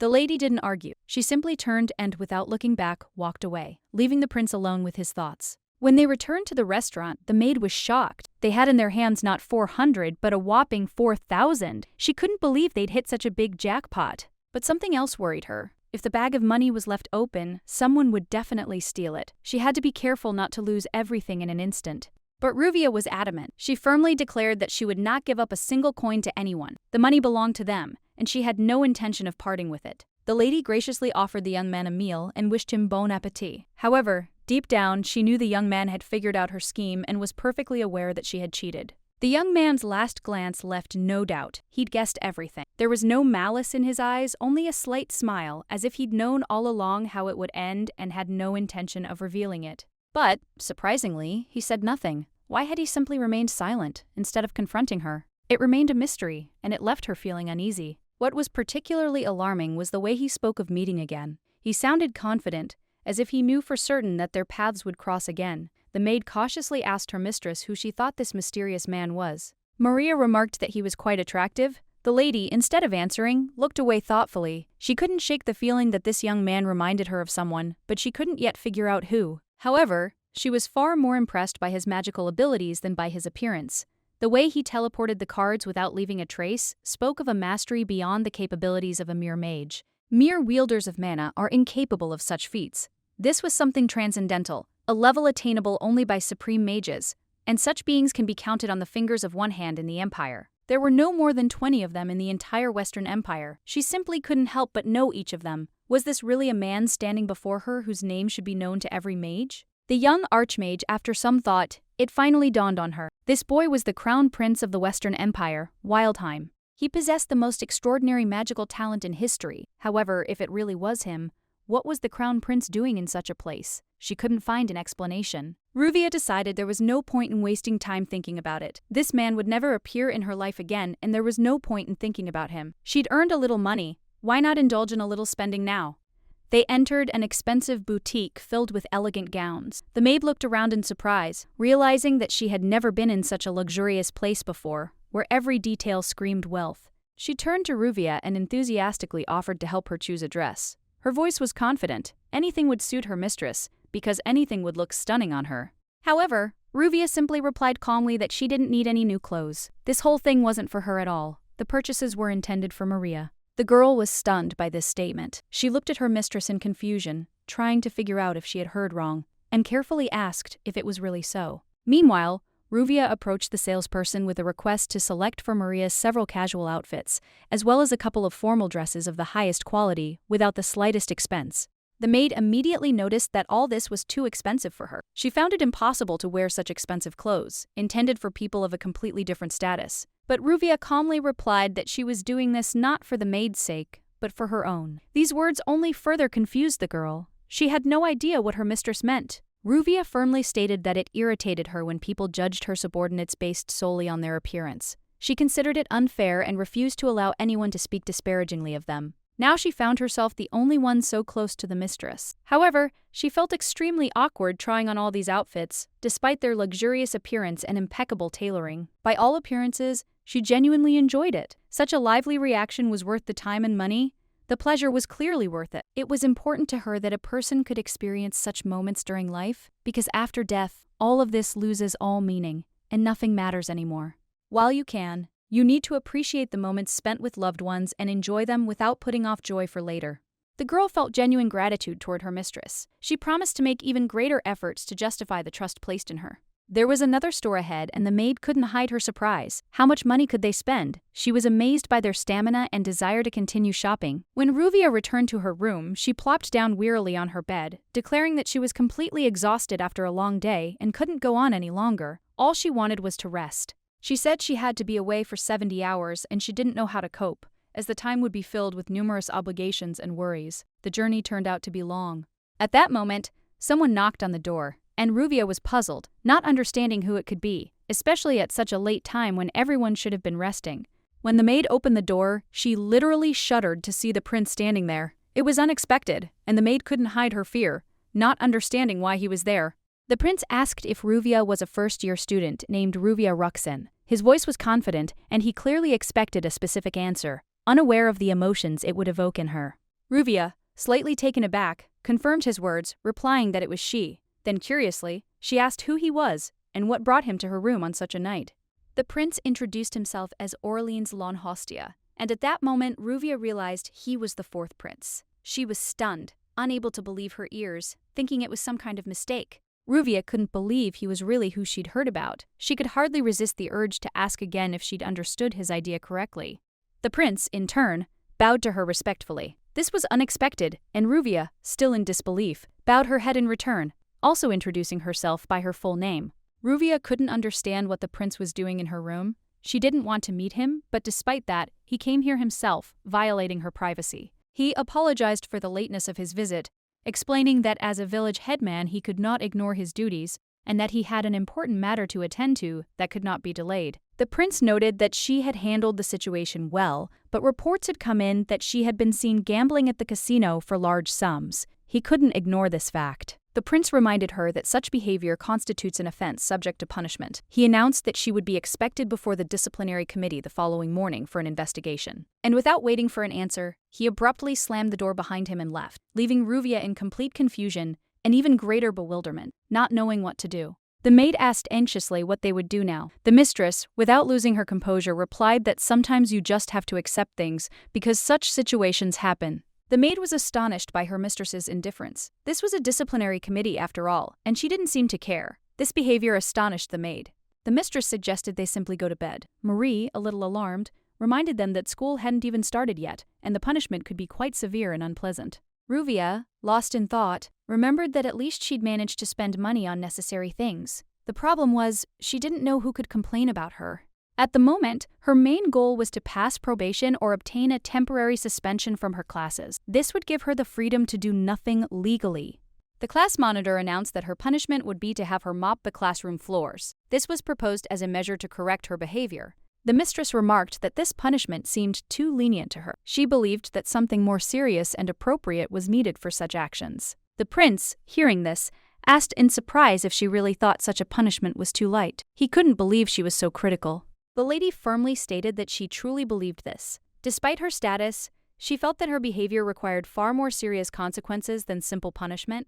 She emphasized that he should give her probation or suspension from school so that the punishment would fit her offense.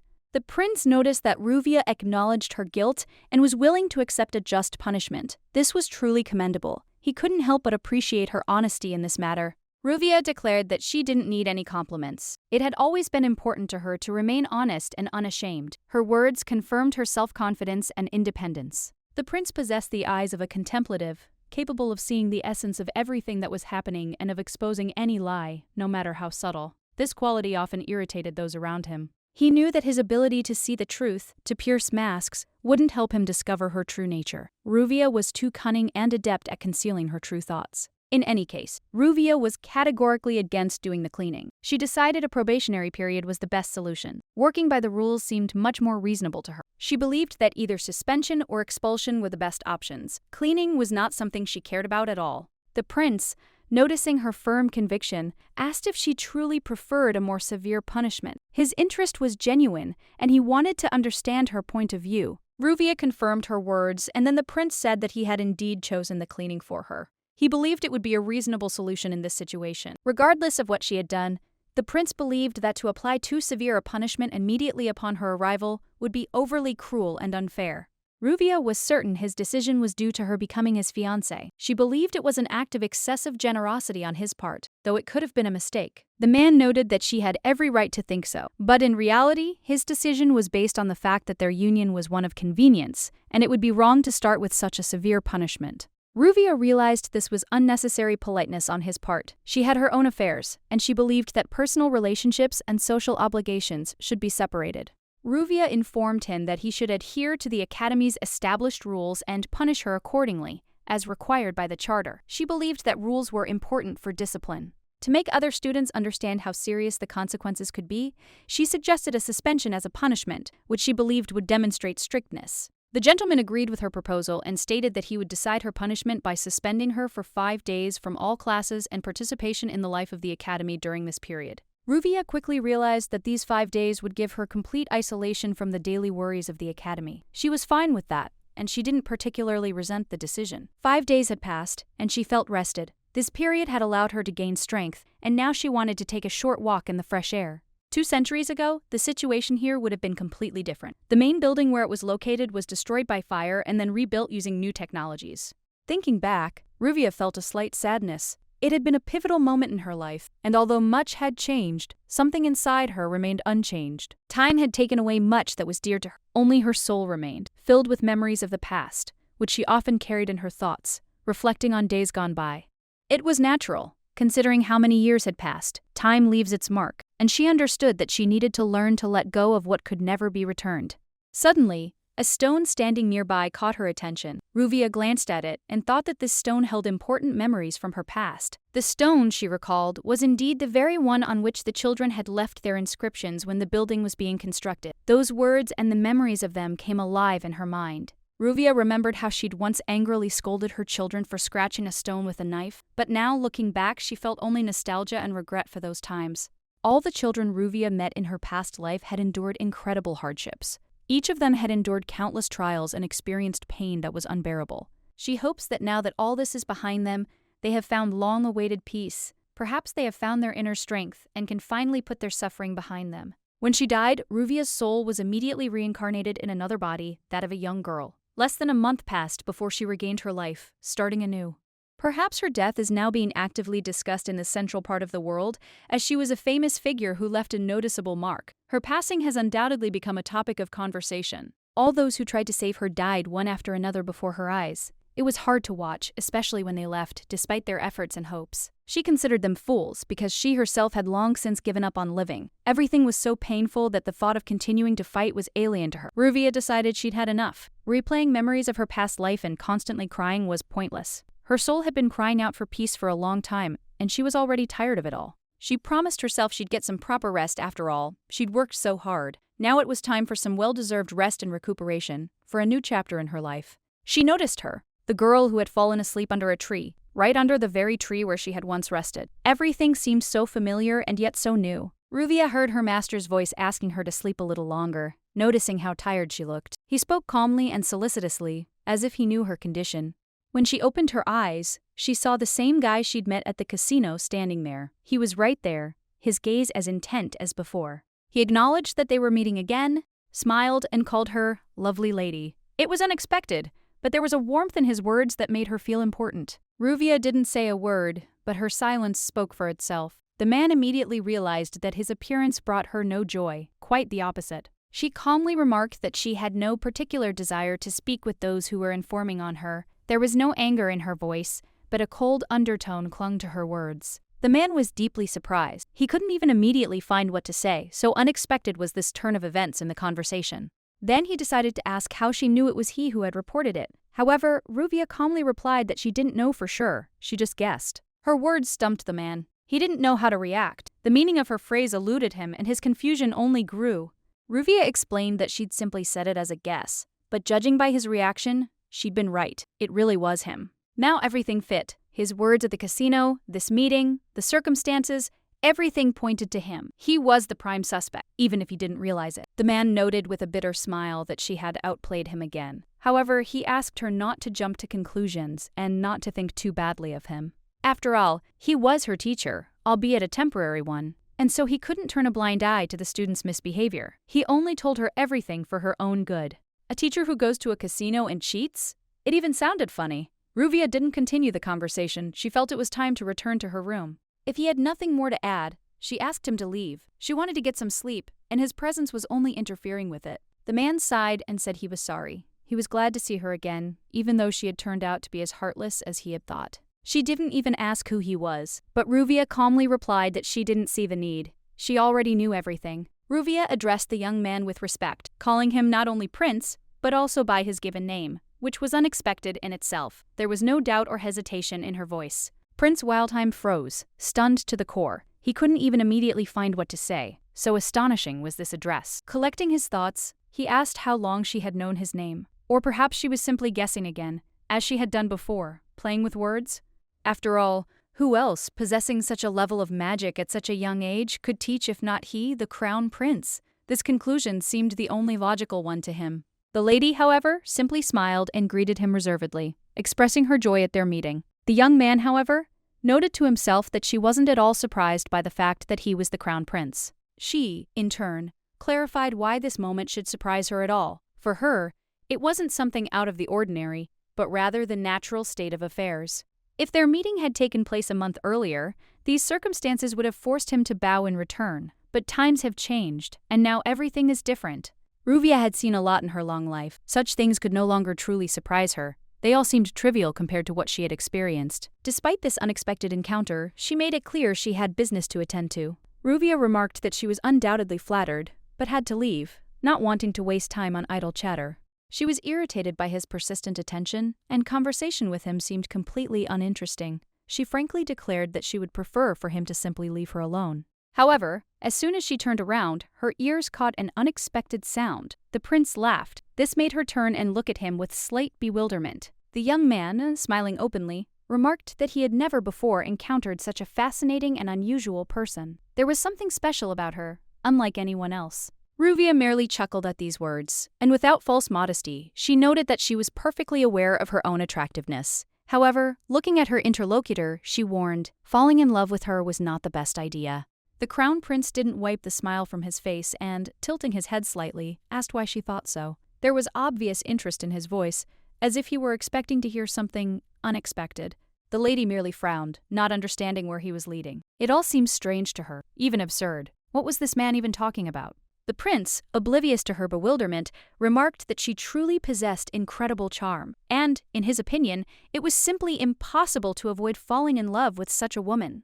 Perhaps he had already begun to develop special feelings for her. However, Ruvia, raising an eyebrow slightly, replied that the prince was completely inept at humor, but the man immediately assured her he was completely serious. There wasn't a hint of mockery in his voice, and this only heightened her wariness. Ruvia froze and said nothing more. She didn't know how to react. These words had thrown her off balance, and for the first time in a long time, she had no answer. The prince suddenly decided it was time to leave. He admitted it was an inopportune time to visit, but before he left, he wanted to give her a special gift. And, as if by chance, he added that Ruvia was the first person who had managed to interest him so much. A mysterious glimmer flickered in his eyes. Then, without waiting for her reaction, he cast magic. Ruvia immediately understood what he was doing. She had encountered similar spells before. Standard extraction magic takes everything an object contains, leaving behind an empty shell. But his technique was different. He only took the pollen from her clothes. Such precision in manipulating magic was astounding. It was truly astonishing, as even among mages such mastery was extremely rare. He was called the Grand Master of the Magic Tower, the Mage of the Black Constellation. And now Ruvia understood why. Having completed his task, he calmly said that was all. There was not a shred of doubt in his voice. He knew he had done everything right, and he hoped it had helped her. Before disappearing, he promised that their meeting would be far from their last, and for some reason, Ruvia had no doubt this was true. Ruvia remembered the look on his face when he'd asked that very question. Why shouldn't he fall in love with her? There was genuine confusion in his eyes, and it left her slightly irritated. Then she thought he was being too clingy, and it was becoming increasingly tiresome. His constant questions, his intense attention, and his relentless attempts to get closer were a heavy burden for her. Not only was the fourth prince already living at the academy, but now the crown prince was not far behind. His increased interest in her was causing unnecessary inconvenience and drawing unnecessary attention to her. Ruvia longed to finally be left alone. She didn't need intrigue or special attention from high-ranking officials. She simply wanted to live without unnecessary worries. Suddenly, Her ears caught the sound of someone talking nearby. The voices were quite loud, which caught her attention. She couldn't help but listen, curious to hear what they were saying. It was a group of guys asking another young man about some cleaning job. Their questions sounded clearly confused, as if they themselves weren't quite sure what they were talking about.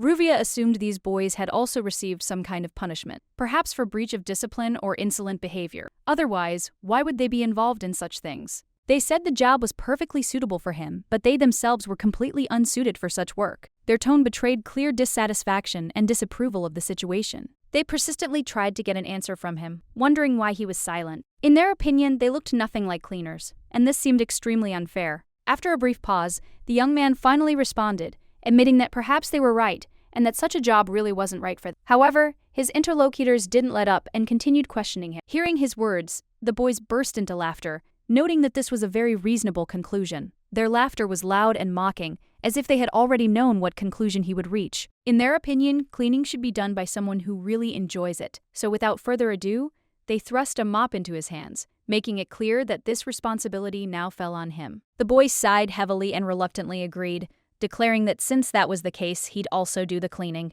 However, his voice clearly betrayed his displeasure with what was happening. When he paused for a moment, the boys immediately raised their voices, demanding that he answer. Their tone grew increasingly irritated, and they had no intention of leaving him alone. He looked down, knowing he had no other choice. A bruise already marked his face, reminding him that arguing with them was pointless. The lady approached from behind and, trying to speak calmly, asked if she was disturbing their conversation. Her voice was soft, but there was a hint of curiosity in it, and her eyes were attentive. The boys turned around to see who had addressed them, and upon seeing the girl, they froze in place. Standing before them was Princess Ruvia Ruxin herself, an aristocrat who was impossible to miss. Realizing who they were dealing with, the young men immediately bowed their heads in respect. They politely greeted the lady, emphasizing her title, and then quickly introduced themselves, stating not only their names but also their year of study. The lady looked at them carefully and asked in a reserved tone what was going on. She knew that neither of the boys belonged to noble families and could boast of any prestigious background, but the situation still raised questions. The young men hastened to reassure her that nothing unusual was happening. They were simply doing their jobs and didn't want her to worry about trifles. They had nothing to hide, so there was no need to attach unnecessary significance to this conversation. However, the lady wasn't inclined to leave things as they were. She sighed deeply, realizing that if she simply left now, she'd be thinking about it for a long time. She wanted to deal with these unpleasant individuals as quickly as possible and leave this place. Her gaze shifted to the boy standing slightly behind her. Something about him caught her attention, and she asked him point-blank what his name was, expecting an immediate answer. The young man looked at her and quietly said his name, Basner. The princess frowned slightly, looking at him intently, and asked if he was sure of what he was saying and whether he truly understood the situation he was in. Then she repeated her question, but more firmly, more demandingly. Was he truly willing to leave things as they were and continue to put up with the situation he found himself in? These words made the boys tense. They exchanged glances, and their faces grew more serious. The thought of the situation getting out of control suddenly made them nervous. However, the lady didn't look away and addressed Basner directly. She pointed out that this role was being unfairly thrust upon him, while he simply stood by, as if he didn't understand what was being done to him. She made it clear that if he didn't start fighting for himself, nothing in his life would change. He would be forced to continue to endure humiliation until he decided to say enough. Her voice softened slightly, but it still held a note of urgency. She asked if he was okay with this, and if he intended to continue to put up with it. If he has even a shred of desire to change something, she's ready to help him, but he'll have to act on his own, and the choice is his alone. The lady warned that it wouldn't be easy. Finding courage is one of the most difficult challenges, and not everyone is capable of overcoming it. But perhaps that was pointless. She didn't know all the circumstances of his life and couldn't judge his best course of action. The lady apologized for interfering in the situation and acknowledged that she might have said too much. One of the guys chuckled and advised the princess not to waste her time on people like Basner. In his opinion, there was simply no point. Everyone was gossiping that this boy was the most cowardly person in their department. No one took him seriously, considering him a weakling. The mistress, hearing this, merely shrugged and indifferently remarked that perhaps that was true. The young man, hearing this, chuckled and, without further ado, said that this was precisely why he was going to clean up. He seemed in no hurry to argue or make excuses. But the lady merely grimaced in obvious disgust. Just the sight of them was unpleasant. Without a word, she demanded a bucket of water, picked it up, and without a second thought splashed it directly on one of the boys. The drenched young man stood frozen in shock, his face a picture of utter shock. He couldn't believe what was happening and stuttered as he asked what the lady was doing. The lady, not paying attention to his shocked look, calmly replied that she was challenging him to a duel. The boy blinked, unsure if he'd heard correctly. His confusion amused the mistress, and she repeated the question with a hint of mockery. Was he really hard of hearing? She really was challenging them to a duel. Then, narrowing her eyes, she asked if they wanted to know why. The answer was simple. She just didn't like their faces. The boys were stunned by this. They exchanged glances, but no one knew how to react. The lady continued in the same tone. In her opinion, cleaning would suit them much better than the boy they were making fun of. So, the matter had to be settled once and for all. She offered a set of terms. Whoever lost would have to do the cleaning. In this duel, she would represent that cowardly guy. The lady's words sparked a storm of emotion. The boys, who had recently been lost, now became noticeably angry. One of them, plucking up his courage, sharply declared that she shouldn't joke like that. He reminded her that despite her status as a princess, he did not intend to allow anyone to mock the honor of a knight. The lady raised an eyebrow, as if doubting what she had heard, and asked again if he really doubted her words. After all, she's already made it perfectly clear. She simply doesn't like these people, and there couldn't be a better reason for a duel. Ruvia looked at the boy with a slight smile and, without flinching, challenged him. If he truly wasn't afraid, then let him raise his sword. No matter what happened, no one would hold them accountable. Besides, fighting them bare-handed would have been too cruel. In a generous gesture, she decided to use just a simple mop to even the odds a bit. One of the boys was already seething with anger. He felt this insolent mockery had crossed all boundaries. His face turned red, and he clenched his fists in irritation. Ruvia looked at him carefully and offered another condition. If they were in doubt, let them attack together. She would acknowledge their victory if they so much as touched the hem of her robe.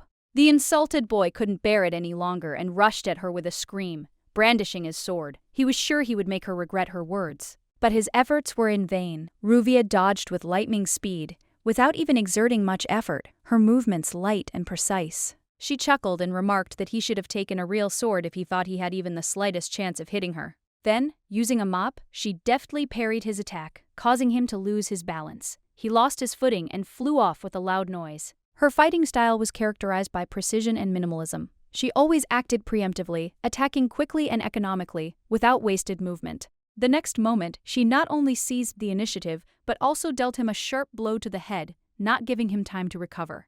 The only thing that slightly upset Ruvia was the pain in her arm. She had to apply too much force, and now her joints ached unpleasantly. The boy wasn't about to give in so easily, however. He tried to strike back, but Ruvia easily parried the attack and hit him again with the mop. He fell again, and Ruvia noticed she'd already told her companions that they could attack together. The reminder was clear, as their strength clearly left much to be desired. Ruvia's body was weakened, and she struggled with the iron sword. However, despite her physical weakness, her martial arts skills allowed her to remain at the forefront of combat. Even if her opponents were 10 times stronger, her knowledge of combat techniques would give her the upper hand. One precise strike, and she could defeat them without losing control.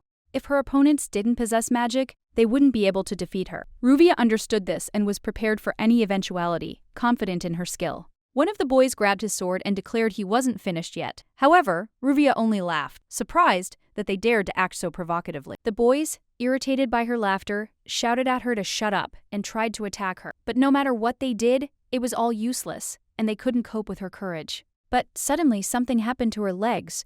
Ruvia felt her strength begin to fade, and she froze, trying to figure out what had happened before she lost her balance. When one of the boys tried to hit her, Bosner shouted at them to stop. His voice was stern and commanding, causing them to pause for a moment in indecision. He firmly ordered them to stop, declaring that enough was enough and there was no point in continuing. He seemed outraged by their behavior, as if he considered their actions a mockery of himself. His voice was restrained, but there was a clear hint of anger in it. He demanded an explanation. How dare they attack a defenseless girl? Aren't they ashamed to use force against the weak? These words offended one of the boys. He narrowed his eyes in displeasure, frowning irritably. Weak? This girl didn't seem weak to him at all, and it angered him that someone thought that about her. With a challenge in his voice, he asked what Bosner would do if that didn't stop them. Did he really think mere words would make them change their minds? Bosner, without hesitation, issued the challenge. He declared that he was challenging Mule and Same to a duel. If he lost, he would offer the lady his sincere apologies without further ado. These words completely enraged the boys. They didn't even argue and immediately went on the attack, furiously attacking him, as if not wanting to give him a single chance to prepare. Despite the onslaught, the boy didn't flinch. He was determined. The lady, however, decided to remain on the sidelines, preferring to simply observe what was happening, trying to figure out who he was. She watched his every move carefully, amazed by his skill. How could a mere boy achieve such skill? His technique resembled the style of a first-class knight. But the question remained, if he was so strong, why did he allow himself to be treated like this? Why did he endure the ridicule instead of immediately showing his strength? Having dealt with the opponents, he quickly turned his attention to their condition. The lady, noticing this, ordered a first aid kit to be brought to help the wounded. Basner immediately complied with the request, bringing everything necessary without further ado. The lady, meanwhile, carefully tended the wounds of the vanquished, showing unexpected concern. The guy even tried to get a word in, asking her to be a little more careful, but Ruvia immediately cut him off. She firmly told him to sit still and not move, because it would be quicker and easier that way.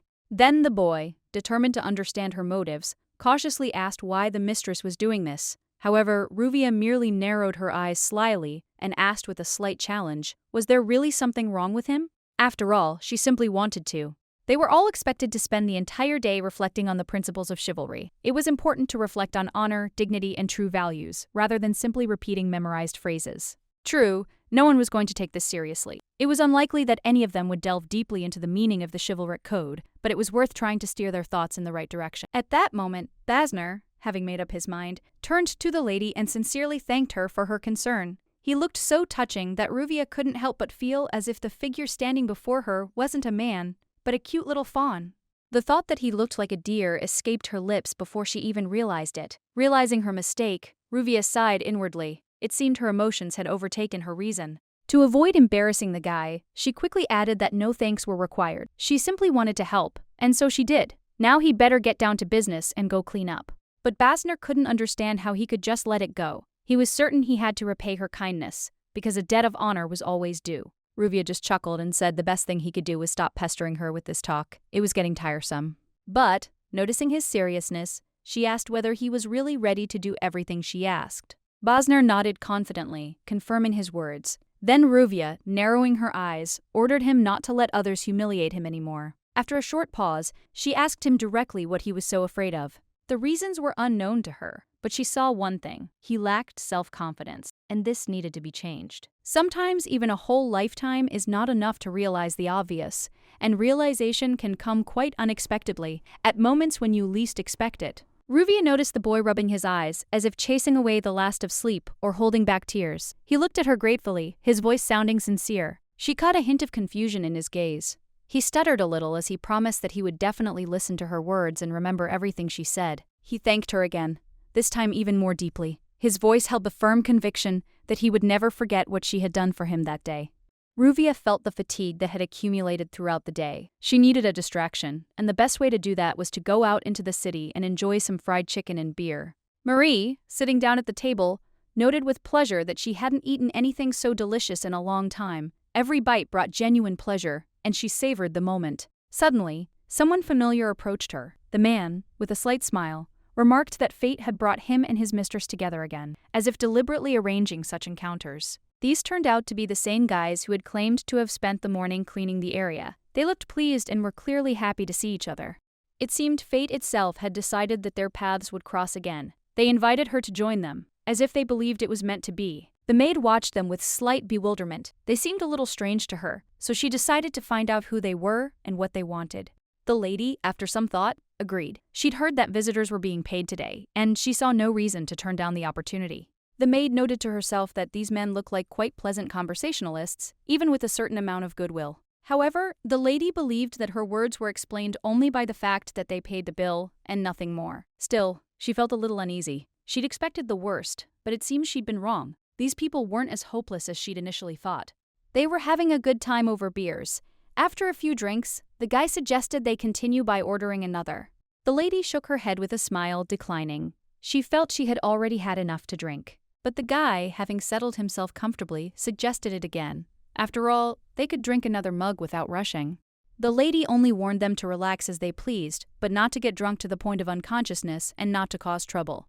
The maid helped the lady out and asked worriedly if she was feeling well. The lady's body did not require so much alcohol, so stopping in time was the best decision. The air was already thick with the feeling of a new semester approaching. Bustle, new faces, a hint of tension. Looking at this picture, one involuntarily recalled the events that took place 200 years ago. Come to think of it, he'd always dreamed of creating a similar academy, brimming with knowledge and opportunity. It was his goal, but circumstances conspired to prevent him from realizing it.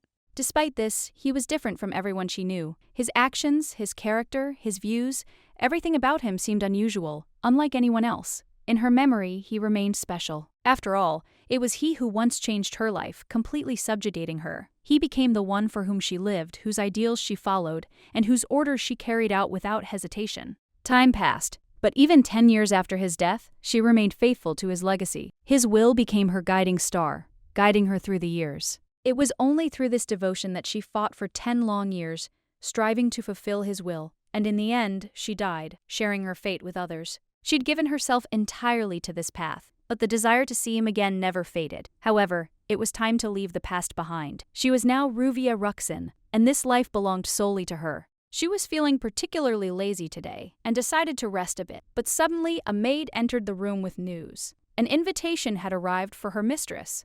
Ruvia sat up in surprise and asked if she'd heard right. However, the maid confidently repeated, the invitation was indeed intended for her. It turned out that it was sent by Princess Sophine, a representative of the influential family of Duke Haynes. In her letter, the lady formally invited Princess Ruvia to a tea party personally hosted by Sophine of the Duke of Haynes's family. The invitation was written in an elegant handwriting, emphasizing respect and special attention to the addressee. However, Ruvia was genuinely puzzled by this invitation. She couldn't understand why Sophien had suddenly decided to invite her to such an informal event. After all, they had no common business or close acquaintance. The Duke of Haynes's family was considered one of the most influential, rivaling even the Ruxin family in importance. Therefore, Ruvia asked the maid with distrust if she had heard anything about Sophien, as such attention seemed suspicious to her.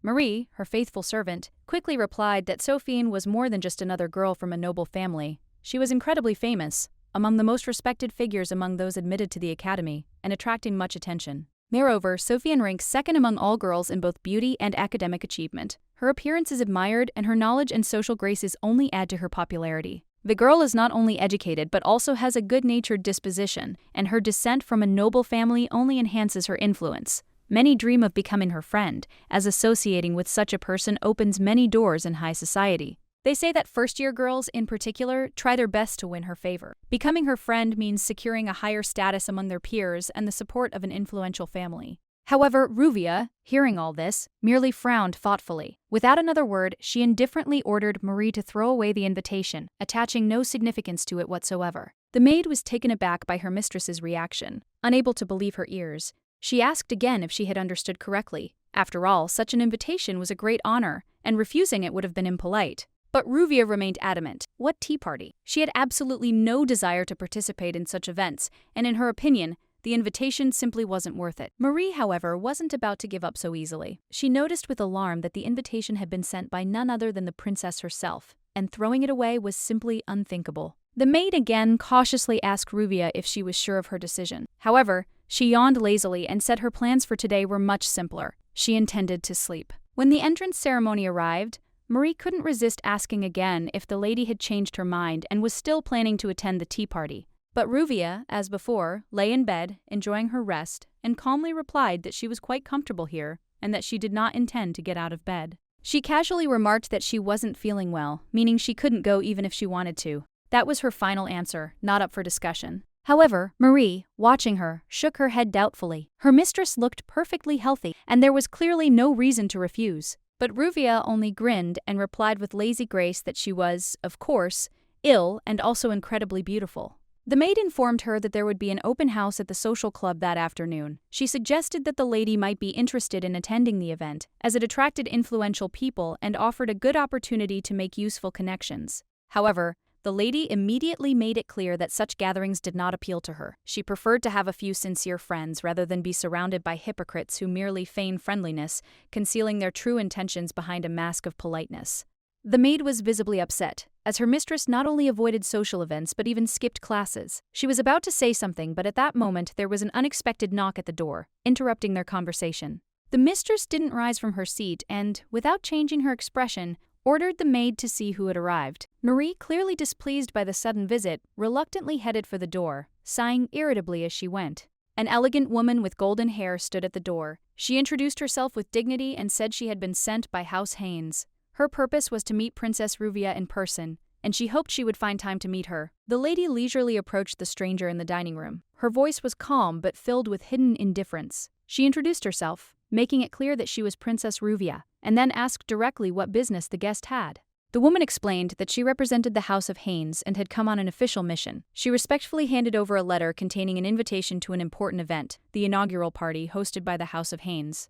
In addition to the letter, the woman also conveyed a personal message from her mistress. It stated that Mrs. Haynes was very much looking forward to Princess Ruvia's attendance and had even reserved a special seat for her at the upcoming reception. Ruvia, without seeming particularly interested, asked me to convey her gratitude for the invitation. However, she replied that, unfortunately, she had to decline as she was ill and would not be able to attend. The woman from House Haynes, hearing the refusal, sank to her knees in horror. Her voice was filled with desperation as she pleaded that Princess Sofian had ordered her to gain Ruvia's consent at any cost. Ruvia looked closely at the woman and noticed that she was trembling and her eyes were brimming with tears. She decided to check whether she would really be punished if she didn't accept the invitation. Judging by her reaction, her guess was correct. In response, the maid, her voice pleading, confirmed that if Ruvia refused, her mistress would be angry, threatening her with severe punishment. At that moment, Ruvia realized that behind this invitation was none other than Princess Sofian, known for her treacherous nature.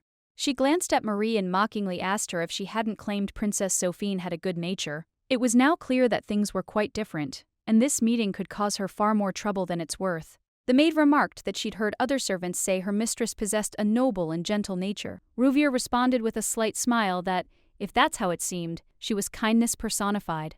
Then she calmly said that she understood everything and asked me to tell the princess that she would definitely come. There was no surprise or doubt in her voice, as if this were the most ordinary thing. The maid immediately began to bow deeply, expressing her sincere gratitude for her mistress's acceptance of the invitation. Her voice clearly conveyed joy and relief. Having calmed down a bit, the maid cautiously asked Ruvia what to do now, as this invitation could have consequences. Her gaze betrayed concern. Ruvia merely replied calmly that they had no choice now. They could only go and see what kind of celebration the princess had planned. Her words betrayed a hint of interest. The maid, a little surprised, asked if the mistress understood that this was not, in fact, an ordinary reception, but an invitation to a duel in the Swedish circle, where the rules were far from simple. This is a place where true predators lurk behind refined smiles and elegant speeches. Every step here requires caution, as an attack could strike at any moment. However, Ruvia merely replied with a grin, even curious to see how charming the princess would be in such a dangerous environment. A hint of mockery crept into her voice. The maid asked again if her mistress was sure it was a good idea to go there. Her tone betrayed doubt, as the undertaking could be dangerous. Ruvia, without a hint of hesitation, assured him she was absolutely certain. Then, suddenly changing the subject, she asked the maid if she really thought she was ugly. Maria, slightly embarrassed, replied that the lady was, of course, beautiful in her own way, but in this society many people pay great attention to appearance and clothing. Princess Sofian's final dress, the one she wears at the academy, is noticeably different from the others. It's far more richly embellished, its fabric is expensive, and the embroidery is delicate and exquisite. Even her mistress's attire seems modest in comparison. Ruvia, observing the maid's efforts, merely shook her head. She calmly remarked that it was just a simple gathering and there was no need to overdress. What was most important was a person's inner world, not outward show. After all the preparations, they set off for the party. The carriage quickly took them there. The journey took very little time, and soon they were standing at the entrance, ready to go inside. They were met by a butler who greeted the guests politely. He immediately pointed out the path the princess should take to reach the main hall, where the guests were already gathering. As Ruvia entered, her gaze swept across the room filled with noble ladies. Among them, she spotted a pink-haired girl. Apparently, almost all the Academy's influential figures were gathered here. This meeting confirmed her suspicions. The red-haired girl standing among the guests was Princess Sofian. Now Ruvia had no doubt about her identity. She had already assumed the princess would appear here, but now, seeing her only confirmed her thoughts. Everything was logical, and the meeting was inevitable. Approaching, Ruvia politely introduced herself, expressing her pleasure at meeting Princess Ruxin. She observed all the rules of etiquette, demonstrating respect. The lady introduced herself in return. The red-haired princess smiled and remarked that she had long wanted to establish a friendly relationship with Ruvia, but had never had the opportunity. But now, finally, she had the opportunity, and she was genuinely delighted. In response, Ruvia thanked him for the invitation, expressing her appreciation for the honor. Princess Sofian smiled and invited Ruvia to follow her. Her manner remained graceful and her voice was kind, creating an atmosphere of politeness and friendliness. Then she mentioned that several of the invited girls had suddenly fallen ill and wouldn't be able to come. This was a complete surprise to her, and she still couldn't believe the coincidence. The princess hoped they would show up later, but for now she offered Ruvia the empty seat. It seemed the best, so there was no doubt about the choice. For the red-haired princess, Ruvia was the only one worth worrying about. They were of equal status, which meant she became Sofian's main rival. If she could make Ruvia look bad, she could gain influence among the entire secular retinue of the academy, thereby strengthening her position. But to Ruvia, her plan seemed too predictable. Everything the princess tried to come up with seemed banal and unoriginal, like a repeat of a tired script. She hadn't even expected there to be so many such cuties at the academy, seeking power through intrigue. She found it all amusing and slightly tiresome. Ruvia sat alone, but her maid was at her side. There was a cheerful atmosphere all around, people laughing and having fun, but Ruvia felt completely outside of all the noise. She thought that the ladies gathered here were trying their best to please the woman who stood out from the crowd, but in reality it didn't really matter to her. While others try to please, there are those who prefer to remain on the sidelines, not interfering, simply observing what is happening, trying not to become the center of attention. The party was absolutely incredible, and Ruvia sarcastically remarked on how much fun everyone was having because she found it uninteresting and boring. She would have preferred something else. The mistress couldn't figure out what to do. Maybe she should punish this woman, put her in her place, and take away all the attention she was attracting. But so what? But Ruvia wasn't sure if she should do it at all. Her thoughts were all jumbled up, and her desires seemed at odds with what was happening around her. All she really wanted was for no one to touch her, for her not to be disturbed, and for the rest of the fuss not to concern her personal preferences and desires. Suddenly, Ruvia lifted her leg and placed it on the table, which left the maid confused. She couldn't understand what her mistress had decided to do. It seemed strange. But Ruvia, deciding her time for fun had arrived, decided not to hold back. She stood up pretentiously and did what she wanted, succumbing to the moment and without regard for the consequences. At that moment, she had no intention of holding back. With such a spirit, she threw the table toward Princess Sofian, causing surprise among everyone present. Everyone turned to look at Princess Sofian and the scene. Ruvia couldn't help but notice how the table suddenly fell, drawing everyone's attention to the scene. Ruvia, trying to pretend that nothing unusual had happened, said with an innocent expression, "How strange. I don't understand why this happened. Apparently the table wasn't very good."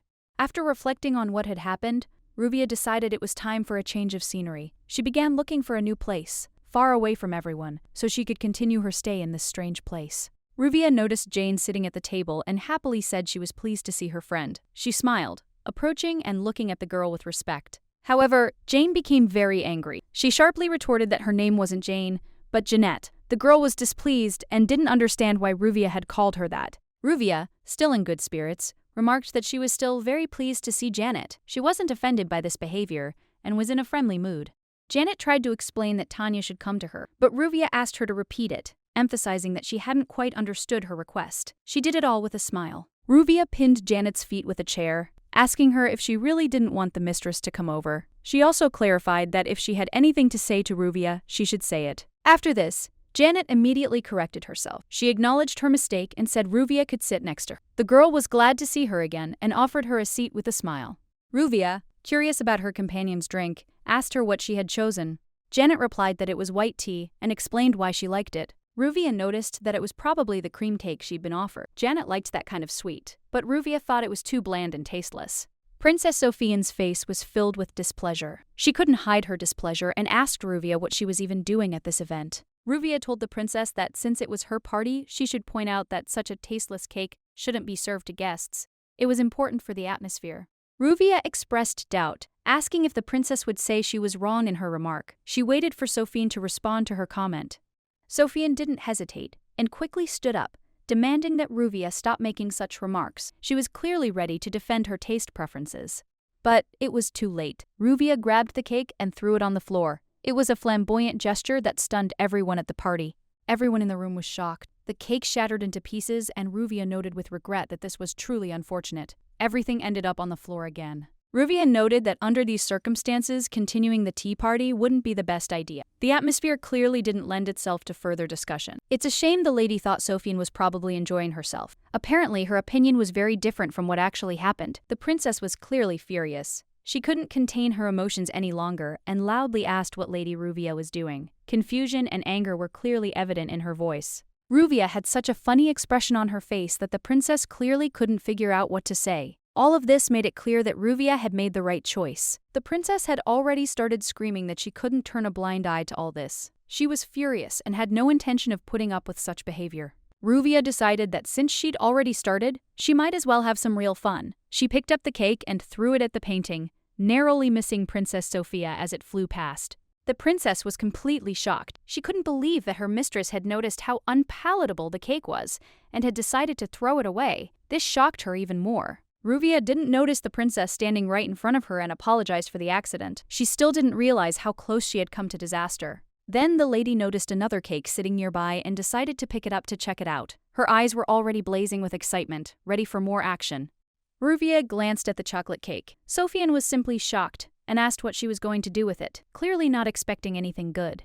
The lady noted with surprise that the cake seemed strange. It seemed delicious, but something about it was off. This confused her, but she decided to investigate.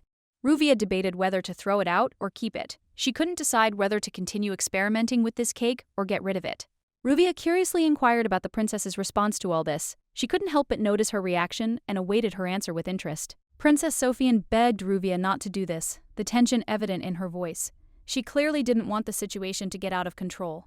Mrs. Ruvia noted that, frankly, she too didn't want to do any of what was happening. But still, her thoughts were full of doubts, and she continued to ponder. Despite this, Ruvia continued to ponder what to do. She couldn't decide whether to give in to the princess's request or continue with the steps she had begun. Princess Sophian shouted at Ruvia not to throw the cake away, insisting it was truly delicious. Her voice was so insistent that it was hard to resist. The princess was so determined, she was ready to eat the cake herself. Ruvia, hearing her, grinned, sensing that the situation was becoming even more interesting. Ruvia asked the princess if she could find a secluded place where she could be alone and think quietly. She didn't want to be the center of attention. She needed privacy. The princess, a little surprised, asked again, "What did the mistress mean?" Ruvia explained that she wanted to sort out the cake that hadn't turned out well and talk to her alone. The princess, noticing the concern on Ruvia's face, sensed something was troubling her. She hesitantly agreed and offered to take her to another room for some peace and quiet. Soon they found themselves in an empty room, finally alone together. Here Ruvia could quietly reflect and discuss what was bothering her, without prying eyes. The princess couldn't understand what exactly Ruvia was trying to achieve. She found it strange that she wasn't being overt about her role, yet she sensed something more was hidden behind her actions. Ruvia confidently stated that she believed the princess thought she would forgive everything that had happened. But Ruvia couldn't say for sure how things would play out. Everything was unclear. However, she was certain the cake wasn't destined to be a success, and the situation itself didn't bode well either. Ruvia clearly knew how it would end, though she remained a mystery to others. The princess couldn't understand what her mistress was doing. Why had she started all this? Ruvia asked what exactly she was thinking and was ready to hear the princess's opinion on the matter. The lady, still dissatisfied, emphasized that she felt the princess should have asked these questions, not she. It was clear in her eyes that she hadn't expected such treatment. Ruvia, for her part, insisted she'd done nothing worthy of discussion, but it was clear the princess had tried to humiliate her, which was completely unacceptable. The princess recalled that the family motto of House Haynes was, "To not turn away from injustice, to not tolerate it." These words undoubtedly held great meaning for her, and she always adhered to them. The princess said the mansion they were staying in was purchased by her duke immediately after she entered the academy. This was an important step, confirming her status in society. Ruvia thought wryly that the princess was obviously genuinely proud of her status, and that couldn't help but please her. However, she couldn't understand why she had to listen to all this. The princess grew angry and loudly declared that she would make her mistress regret her words. This promise sounded decisive and promising, and her face expressed confidence that she would achieve her goal. Ruvia kept her composure and asked with a smile how exactly the princess intended to fulfill her promise. She was prepared for any surprises, but remained calm and confident. The princess declared that her first step would be to ensure that no one from high society would speak to her mistress. This was an important step in achieving her goal. Ruvia smiled, noting that she finally understood what the princess was trying to achieve. This statement delighted her greatly, and she was prepared for what was to come. The princess, not understanding what exactly was meant, asked again what the cloud had been. She was confused and hadn't quite followed her mistress's train of thought. The lady confidently replied that her true goal was precisely this: to deprive the princess of social contact. Everything that had happened so far was merely part of this plan. The princess, feeling threatened, declared that she must not be underestimated. She was prepared to do everything to deprive Ruvia of her place in high society, intending to give her no chance. Ruvia, flushed with excitement, smiled and happily replied that this was exactly what she'd expected. She wasn't shocked by the threats. On the contrary, she saw them as confirmation of her expectations. Sofian looked furious, her expression laced with anger. She couldn't believe her mistress continued to treat her like this, feeling her patience wearing thin. Ruvia sighed and asked why the princess didn't believe her words. She'd repeated it so many times, but nothing seemed to change, and Sofian wasn't taking her seriously. The princess was in no mood to believe Ruvia's words, and she wasn't interested in them at all. She didn't understand why she should trust those who might be hostile or incomprehensible to her. Ruvia refused to lose patience and pressed on. She emphasized that if the princess didn't start listening to her, she would soon find herself in an even more difficult situation. Despite everything, Ruvia thought that there was nothing wrong with being a little late sometimes if it gave her the opportunity to act more decisively and thoughtfully. She began naming famous ladies, noting that the princess must know them. Ruvia knew these names were familiar, and she intended to make sure. Ruvia added that the princess must remember these girls, judging by her reaction. It was a significant moment that could have dispelled all doubts had the princess decided to take it seriously. Ruvia said all these girls fell victim to her cunning manipulation, which led to tragic consequences. For example, Jane was in an accident, and her life changed. As a result of all these events, Jane became close to a guy who, as it turned out, Princess Sofian liked. This was unexpected and unpleasant for her, as she had long had a crush on him. Laviolia lost her position, and the reason was so trivial she couldn't even remember it. Sienna, meanwhile, was ruined, and the princess used her house's influence to achieve it. The princess was shocked and couldn't understand how her mistress had learned of these events. She was terrified and didn't believe it was true. Ruvia, in turn, asked with interest why she had such an expression on her face. Sofian couldn't believe what Ruvia had said was true. She was skeptical, believing it was just a fabrication. Her expression expressed dissatisfaction and doubt. Ruvia turned to the princess and warned her that all these rumors she had just concocted could generate great interest among others. This could be dangerous for her reputation. She expressed concern that if someone unscrupulous learned of such rumors, they could spread and impact Sofian's future. This could pose a serious threat. Ruvia added that if the truth came out, it could be even more unpleasant and disgusting, with new details no one expected to hear. It was very risky. Ruvia asked in surprise if the princess was truly having trouble understanding what was happening. Apparently, she needed to be more direct so that the princess would finally understand the threat. She noticed that the princess seemed to suggest that they pretend they didn't know each other to avoid repercussions. It was one way out of the difficult situation. Ruvia assured the princess that if she did as she proposed, Sofian would remain in her place as the queen of social circles without being exposed to unnecessary dangers. Ruvia added with a smile that she would be like a sloth, enjoying life peacefully. This suited her. She wasn't worried about the consequences, believing everything would work out. She declared that the mistress must now leave, and the princess, in turn, must carefully consider her words. This was the final warning, and much depended on it. Ruvia slammed the door without turning around. The princess was left completely bewildered, unsure what was happening or what she should do about it. Hearing the princess's cry, Ruvia calmly left, slightly overreacting. She knew she could have softened her stance, but she chose not to compromise. She thought it was sometimes better to be unscrupulous and cruel so that people wouldn't try to get close to her. This helped keep them at a distance and avoid suspicion. Ruvia was confident that the money spent on all this had been worth it. Now she finally found peace, as all her actions and decisions had led to the desired result. Before the tea party, the mistress decided to do a little digging into the past and turned to the guild, which held a wealth of information. She was ready to learn everything. She spent almost all her resources buying information about Princess Sofian. She needed this information to protect herself and understand what was happening around her. The lady was almost certain her decisions were correct. She understood perfectly well that she had acted preemptively to avoid putting herself in jeopardy. Snowflake announced that a new invitation had arrived. The invitation stated that in 3 days there would be a celebratory banquet for the freshmen, organized in honor of Ms. Ruvia, and her presence was mandatory. Just as Ruvia had gotten rid of one problem, new difficulties arose again. She didn't expect the situation to escalate again, and she'd have to deal with the issues all over again. The letter clearly stated that the banquet was dedicated to the first-year students, and the lady's presence was mandatory. This was important, and she had to prepare for the event.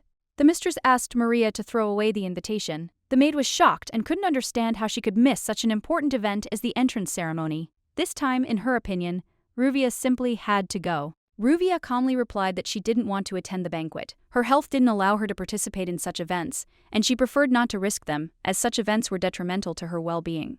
She declared that she had no intention of interrupting her vacation with such events, and it would be better if she were left alone. At that moment, there was a sudden knock at the door. attracting the attention of everyone in the room. The mistress was still lying on the sofa when the maid heard someone asking if the mistress was there. This was unexpected, and Ruvia immediately became wary, unsure who could have come to see her. Ruvia was angry. She couldn't understand who had come to disturb her again at such an inopportune moment. Fear and discontent filled her, as she hadn't expected anyone that day. The maid suggested that perhaps they had come because of the incident at the mansion, and Ruvia would now have to pay for her persistence and decisions. She was prepared for unpleasant consequences. However, the lady replied that it was definitely not related to this incident and ordered Maria to meet the guest. She was confident that nothing serious had happened and decided not to worry unnecessarily. When Maria opened the door, she saw a knight standing on the threshold. This took her by surprise, and she was astonished that someone dressed like that would come to see her mistress.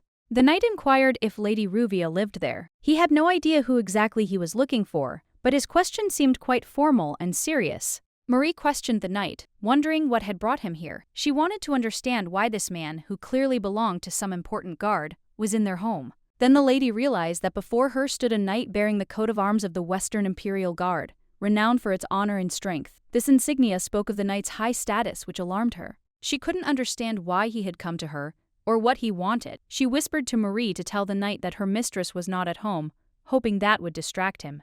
Marie explained to the knight that her mistress was indeed absent. She clarified that she was not deceiving him, and that her mistress was currently absent. The knight seemed to accept her words but continued to wait.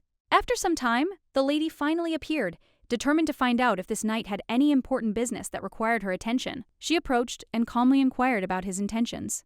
The knight greeted the princess and introduced himself as Lonson, a knight of the Imperial Guard. He spoke with respect and confidence, emphasizing his high status and his mission. Lonson explained that he was here on behalf of the Crown Prince himself. The lady, slightly surprised, immediately became interested in what exactly this prince needed and why he had chosen her. The knight informed her that her Imperial Majesty had sent her a gift. He spoke calmly but with noticeable respect for her position, expecting her to accept his offer. The knight explained that the gift was sent in honor of his mistress's admission to the academy. After his words, a servant brought an exquisite dress, the splendor of which immediately caught her attention. The maid was completely shocked, as she had never seen such beautiful and expensive dresses. Every detail was executed with extraordinary care and sophistication, which astounded her. The knight added that His Imperial Highness hoped that the lady would have a pleasant time at the festive banquet being held in honor of the first-year students, where she would receive special attention. Ruvia wondered what this knight could possibly mean by such an offer. She decided not to accept the gift, as her intuition told her it was some kind of deception. The lady explained that due to a severe migraine, she would be unable to attend the banquet and therefore gratefully declined the gift. She asked that her thanks for the thoughtfulness be conveyed. Ruvia stood up, feeling her condition worsen. She asked them to leave, as she needed to rest. Her illness was already tormenting her, and she couldn't afford to entertain guests. The knights tried to insist, explaining that she must accept the gift, but the lady would not listen. She made it clear that she had no need of his services and did not wish to violate her principles. They conveyed that the prince had also asked for a letter to be delivered to her. The knight made no secret of his concern, but the lady merely nodded, not expecting the letter to be important. The lady was surprised to receive a letter from the crown prince. She opened it, immediately noticing the unexpectedness of the message, but decided to read it anyway to understand what was required of her. In the letter, the crown prince stated bluntly that refusing the gift was impossible. He insisted that she simply accept the dress without asking any questions, otherwise the consequences would be immediate. The prince wrote that he was confident in her health and, in his opinion, her migraine was not real. He noted that they would definitely meet at the banquet and would be glad to see her among the guests. The lady didn't understand what was happening or why the prince was behaving this way. She was becoming increasingly confused. The knights, however, didn't wait for an answer, left the dress and wished her a speedy recovery. Ruvia wondered how quickly they'd managed to discard the dress and leave. She was surprised at how calmly they'd left her, leaving her wondering what it all meant. Marie remarked that the crown prince was a true romantic, having sent her such a beautiful dress. She considered it a gesture of great thoughtfulness, even if there was some hidden agenda behind his actions. The lady replied that she felt no sympathy for the prince despite his attentions. She was certain his feelings were not sincere and his actions had ulterior motives. The maid objected, saying that was not the case. She immediately sensed that the crown prince was an incredibly charming person and could not have been more delighted by his attention. Ruvia said the dress was beautiful, but at the same time, she was disgusted by the gift itself. The prince's gesture, in her opinion, was too impudent and inappropriate for the occasion. The lady thought that sending the dress before the banquet meant that the prince expected her to accept his invitation and appear at the event, despite all her doubts. Marie also noticed that it was a kind of courtship, as the prince said she was very charming and perhaps already beginning to fall in love with her. She couldn't understand why he was acting this way. The lady couldn't believe these words were sincere. Her experience told her that such statements were merely manipulation, not expressions of genuine feelings. She remembered the prince as a master strategist, and she understood that he wasn't doing anything without a reason. It was all part of his plan to gain her attention and manipulate her. The lady couldn't understand why this man, who played such complex games, would waste his time courting a girl he didn't even know. This was becoming increasingly irritating to her. Ruvia firmly told the maid to throw away the dress and the letter. She wanted nothing to do with the gift and refused to accept it despite its cost and splendor. The maid was outraged by this decision. She couldn't understand how anyone could throw away such an expensive gift, which she considered a symbol of attention and care. The lady insisted the gift was not only an unwanted reminder of the prince, but also a symbol of manipulation. She ordered the dress burned and the entire area sprinkled with salt to remove it. The maid tried to persuade her mistress to reconsider. She believed this could be the first step toward destiny, an opportunity not to be missed, and insisted that she accept the gift. But Ruvia wouldn't listen. She said the only reason the maid didn't want to throw the dress away was its high cost, but that didn't matter to her. Marie remarked that it wasn't the cost of the dress that was the issue, but rather that the lady was being too ungrateful. She couldn't understand why Ruvia didn't appreciate such attention, given that the prince was clearly trying.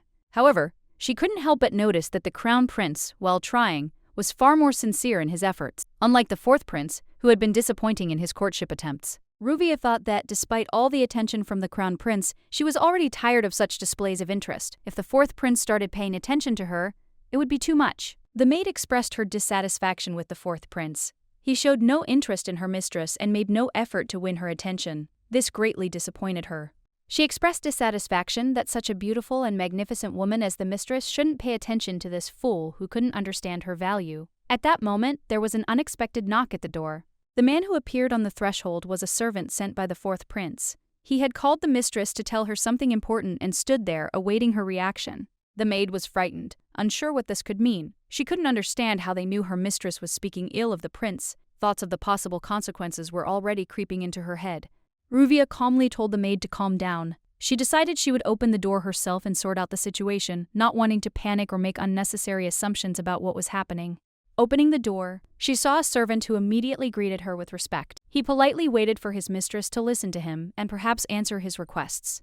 Ruvia asked what he needed and immediately made it clear she was willing to listen to what had happened. She was prepared to understand the situation, taking her time making decisions so as not to make mistakes.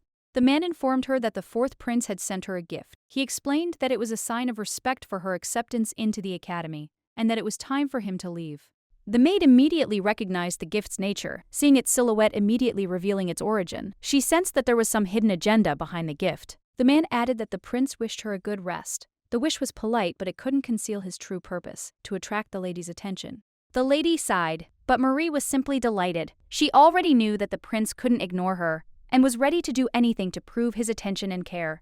Marie was certain the fourth prince was the best of them all. His actions, though strange, were a sign of his interest, and she admired his determination. Ruvia couldn't understand what was wrong with them. Why had both princes, each in their own way, sent her such dresses at the same time? It seemed too strange and out of place. She understood that the crown prince, though he tried, was still more sincere. The fourth, in her opinion, showed no real interest in her and was now only reminding her of his presence. It seemed he wanted to remind her that he was, after all, her fiancé. Before he'd acted as if he weren't interested in her at all, but now, with this gesture, he was trying to get her attention. Ruvia suspected he might be acting this way because of the attention the middle prince was now showing, but whatever the reason, she decided she would not participate in this strange triangle. The mistress ordered the maid to burn both dresses, wanting nothing to do with them. She was certain this was the best way to end this attention.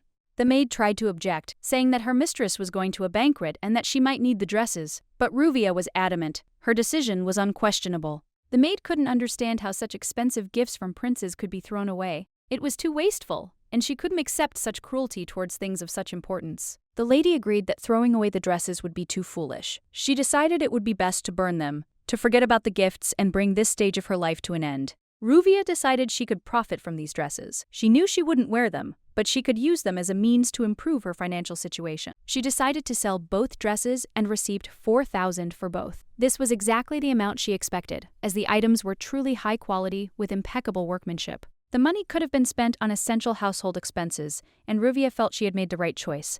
Maria was shocked to learn that she had received such a sum for 2 dresses. The lady asked again if she was really sure she should sell them. She was seeking confirmation of her decision, to ensure it was the right move in this situation. Marie didn't understand what the mistress was talking about and felt a little embarrassed. She couldn't tell if the mistress was making fun of her or if she really was planning to do something so strange with the gifts. Afterwards, they went to lunch, and the maid, although she could not fully understand what had happened, still noted that this was not the worst option that could have been chosen in such a situation. She noticed that in many popular novels, the protagonist often declines gifts, as if demonstrating her independence and integrity. This added interest to her character. The maid thought it wasn't all about money. For her mistress, it was simply a way to find the perfect encounter with love, as often happened in the books she read. Even without reading such novels, the mistress intuitively acted like their heroines. Everything she did seemed meticulously planned, and the maid thought the mistress a true genius. Marie noted that steak is indeed delicious at any time of day, regardless of whether it is morning or evening, and could very well be an excellent addition to any meal. She also noticed that it seemed someone was already waiting at the door for the mistress. Someone was persistently prepared and seemed to have been expecting her appearance for quite some time. As they came closer, the maid whispered that there was probably some attractive young man standing behind the door, who had attracted her attention with his appearance. The lady immediately realized that this was the same boy she had once called Little Fawn. He was inconspicuous, but he left a trace in her memory. Although she couldn't remember his name, the guy was the first to introduce himself, which left her with a pretty clear impression of his manners. It turned out to be Basner, and he greeted the lady with a sincere smile, asking how she was feeling and how her time had gone, whether she had had any problems. The lady, smiling, replied that everything was fine with her, but immediately asked what exactly had brought him to this moment, what he wanted to tell her or convey. She noticed that his aura had changed, and he said with confidence that he had come to thank her for the incident that had become significant and important for him. Although she knew she should say that there was no need to thank her, she felt that it was difficult for her to say these words. Something was preventing her from fully expressing her thoughts. Sighing, she said that she really just wanted to help, and did so he shouldn't worry or be too concerned about the situation. The guy, despite her words, still insisted that this was very important to him, and although she claimed that there was no need to worry, this was a difficult situation for him. He wanted to do something worthy that could properly thank her for her help and kindness, assuring her that his intentions were sincere. The lady, interested, agreed and asked what he had come up with, what exactly he had decided to do to express his gratitude and show his appreciation. The boy turned to the man next to him and told them to bring what he had prepared for her. He looked confident and excited about the upcoming surprise. Soon they saw a familiar silhouette, which the maid immediately recognized. It was a dress, most likely a banquet one, clearly indicating that some kind of event was being prepared. Basner, noticing her gaze, asked her not to feel uncomfortable, assuring her that this gesture was made sincerely, from the heart, and had no ulterior motives. The lady was grateful for such a gesture, but could not help but try to express her reluctance to accept such a gift, using only gestures, trying to refuse. But the boy, with determination in his voice, said he still had something to tell her. He expressed his gratitude, calling her his benefactor for what she had done for him. He explained that until recently, he had been confronted by a huge wall, which he felt like a heavy burden. This wall had weighed on him his entire life, holding him back from taking action and making decisions.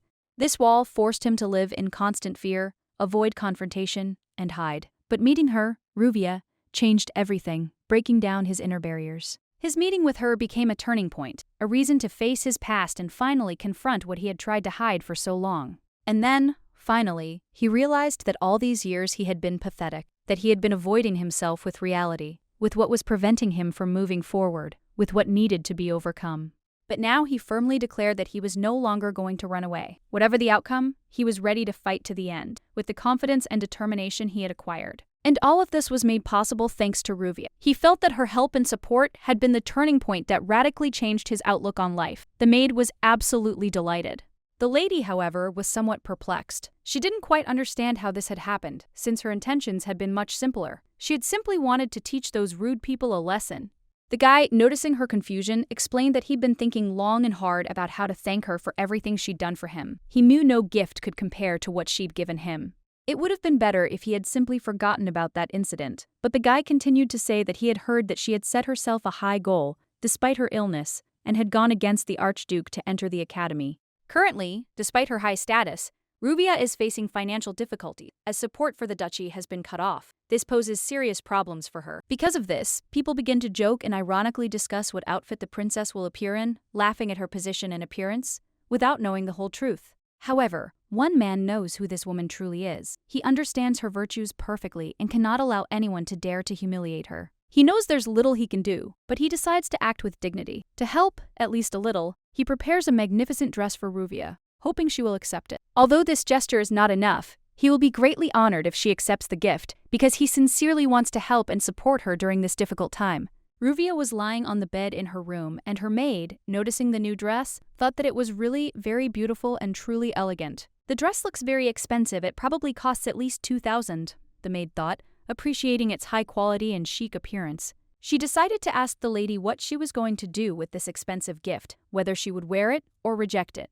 Ruvia considered this. The thought of declining this gift troubled her conscience, for it was sincere and given with a genuine desire to help. Moreover, Bosner hadn't mentioned which house he represented when he met her. This led her to believe he probably didn't belong to an aristocratic family. Ruvia knew she'd likely struggled to save up the money for the dress. After all, the kingdom of Carmen, where she'd brought part of her past life, was the central region of the country. In a sense, Ruvia had met a fellow countryman, although they didn't get along, as she often had assassins behind her, dispatched on orders.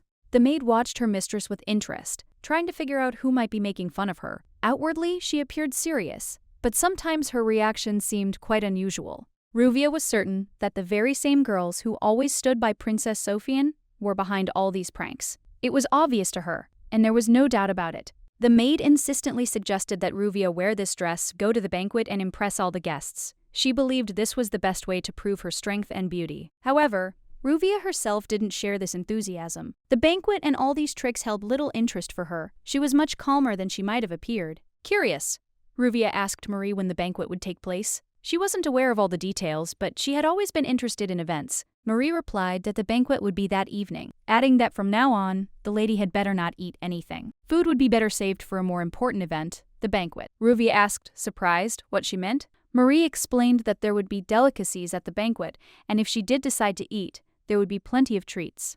Ruvia decided it was a good idea to let everyone around her enjoy her presence. Afterward, she decided to rest, and Marie was happy to see her mistress in a good mood. At the party, all the guests expressed admiration for Princess Sofia, saying that she was incredibly beautiful and seemed to shine, illuminating the entire hall. Her appearance captivated everyone. Janet enthusiastically admitted that she was very envious. Sofian was so charming that it seemed as if she was the only important or interesting person at the banquet. The princess responded gratefully and remarked that even Janet's pink ponytails looked beautiful today. She always had a knack for spotting beautiful details that others might miss. Sofian always maintained the right tone in conversation, preferring refinement and sophistication in her communication. Her words always sounded like masterfully chosen works of art.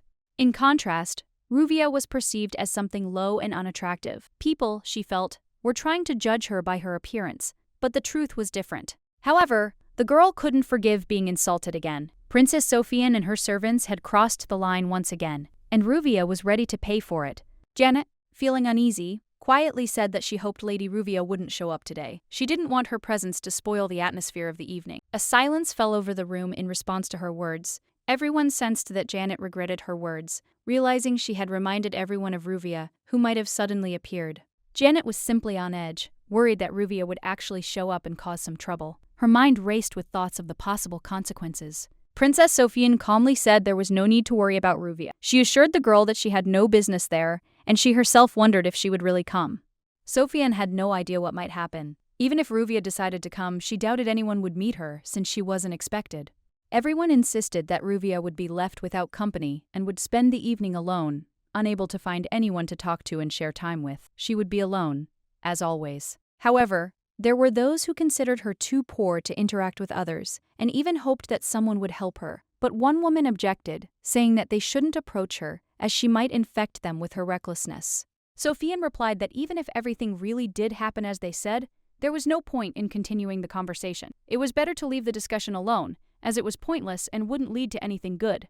After all, they are all well-mannered ladies and should understand that such conversations have no place in civilized society. Of course, everyone should follow the rules of decency. After Sofian's words, the girls were completely delighted. They began to agree with the princess, adding that her beauty was not limited to her outer appearance, but also her inner soul. Incidentally, rumor has it that Princess Ruvia failed her entrance exams, which attracted attention. Her failure became a topic of discussion among students. Interestingly, all students' results were published except for Ruvia's. This decision was made on the director's personal orders, which surprised many. There's definitely something wrong with her results, and this behavior is causing discontent among the Academy's closed beta testing students. It's insulting to everyone who passed their exams with honors. Of course, we can't turn a blind eye to this, but no one knows the whole truth. So for now, it's worth simply observing the situation and not jumping to conclusions. However, Sofian also thinks that Ruvia might not be smart enough to enroll in the academy on her own, but something about this statement strikes her as dubious. In fact, Sofian is very worried about her, although the girls do not understand why the princess is so concerned about the fate of this girl, because she does not seem special to her. Princess Sofian noted that she was aware of Archduke Rusin's anger at Ruvia, and furthermore that her financial situation left much to be desired. All of this was alarming. Sofian asked if she had money to buy herself a dress for the upcoming banquet. She didn't want to show up in the same shabby dress she wore at the last event. If the princess appeared in that dress again, everyone would avoid her for the entire evening. Everyone already knew what it looked like and didn't want to approach her for fear of being offended by her appearance. Many could not understand which of them would want to approach her of their own free will, because even according to rumors, this dress became a symbol of her failure at the last banquet.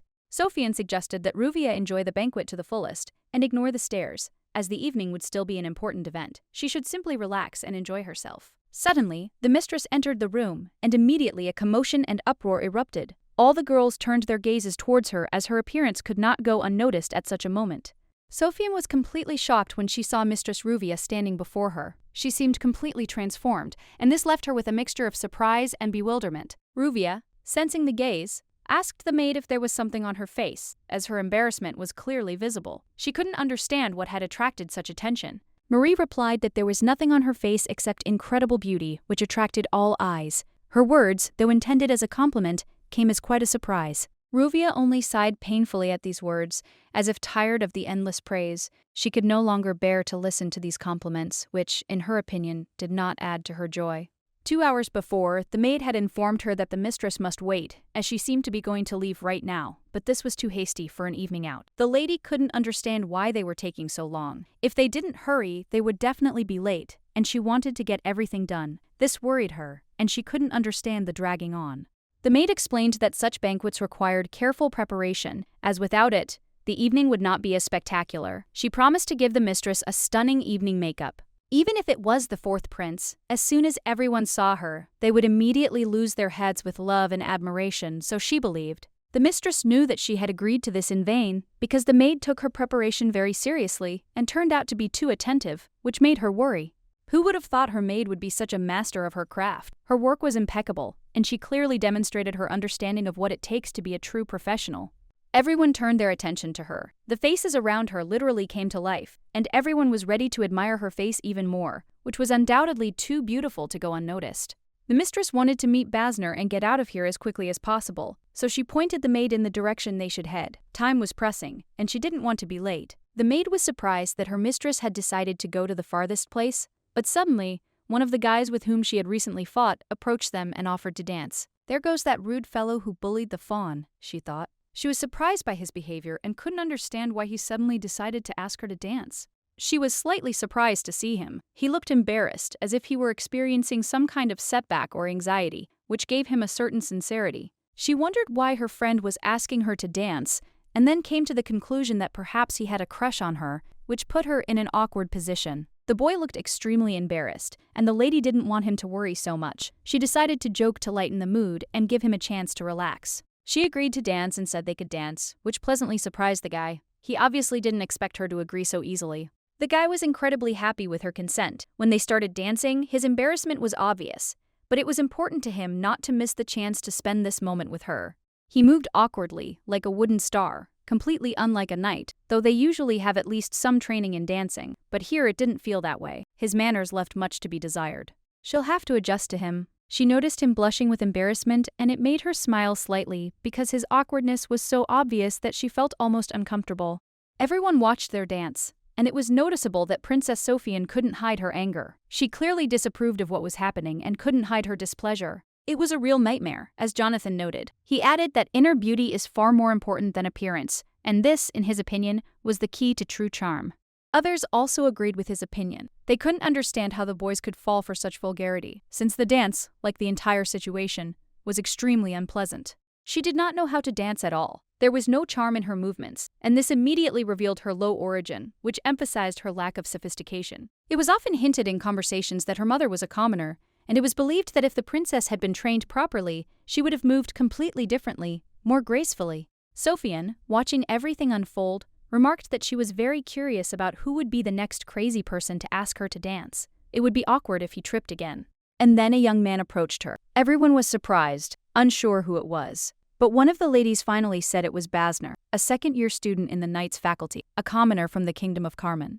Princess Ruvia was a failure in their eyes, but she and Basner looked like a perfect couple, which only fueled the interest and curiosity of those around them. Everyone eagerly awaited what they would show. When they began to dance, it became a true spectacle. The dance was beautiful and elegant, every movement smooth and harmonious, captivating everyone's attention. The lady didn't expect the dance with Basner to be so unexpectedly magnificent. His movements were confident and graceful, a stark contrast to her initial expectations. He turned out to be truly good, and his dancing wasn't just high, it was truly outstanding, almost at the top of the class. She was amazed by his skill.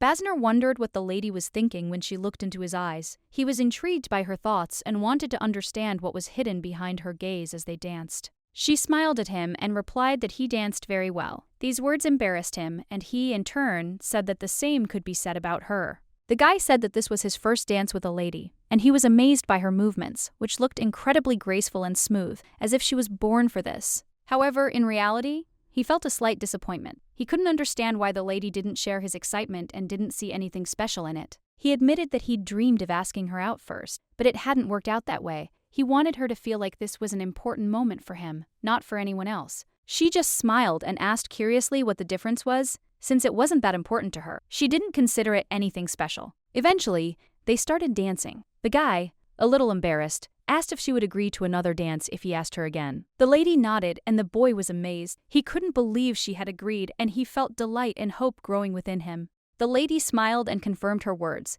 She truly enjoyed dancing with him. She savored the moment when the dancer performed so masterfully. Although she doubted she'd attend the next banquet, her dance with this guy left an unforgettable impression. Everyone around her was amazed by her grace and ease. No one could have imagined Princess Ruvia could move so gracefully. Her dance combined elegance, nobility, technique, and unparalleled beauty.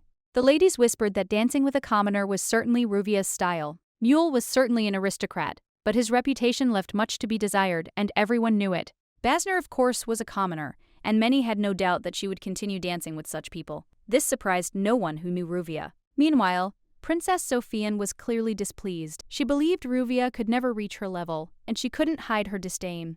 Sofian bitterly declared that she had no one to dance with except commoners, and next time, perhaps, her partner would be someone from the lower class. Many doubted anyone else would dare ask her out, but suddenly, unexpectedly, another man approached Ruvia and asked her to dance.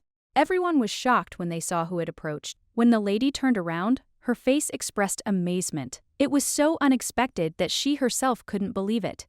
She didn't expect the crown prince himself to ask her to dance. Ruvia hoped he wouldn't do it publicly to avoid unnecessary gossip. The lady asked him again why they needed to dance. She was about to leave the room when he suddenly approached her with this proposal, surprising her with his decision.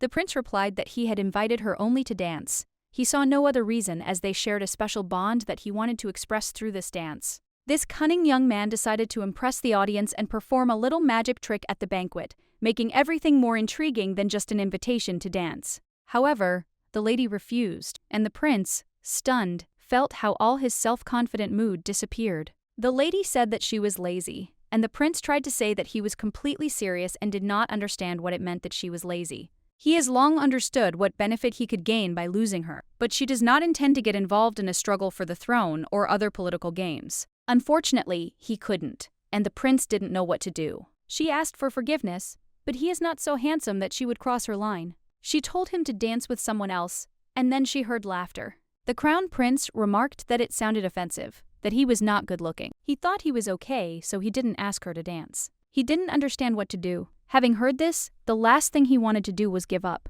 He smirked, and the lady looked at him with disdain. She didn't like spending time with him. The lady turned away and told him to try dancing with someone else. Then, The persistent prince decided to say that he heard that the lady had sold his gift. This suddenly made her wary, and he asked again if the princess knew that selling an imperial gift without permission was illegal. After all, it's an insult to the empire. This bastard got to it without any problem. She noticed that his excessive persistence was off-putting, so she sold the dress. The prince asked again what difference it made, after all. She said that he was very good. Perhaps, at least through persistence, he will be able to win her heart. The lady said she was the fiancée of his younger brother, the fourth prince, but the gentleman pointed out that they were not yet engaged, and the princess was most likely planning to break off the engagement. The lady was in complete shock. She did not understand how he knew about this. So he said that this lady should not refuse to dance with him, because she was so beautiful. Before that, he reported on her, and now he is threatening this crown prince is so funny that the lady doesn't even have any comments about it. He also says that it seemed to him that he had done nothing, but she decided to agree anyway. The prince asked her not to push him away, because he really wasn't that bad. The lady looked at him with indifference. It seems that all crown princes have a bad character. She tried to step on his foot every time, but each time he managed to move her away. The lady asked why he was dodging if he liked her so much. He decided to use protective magic.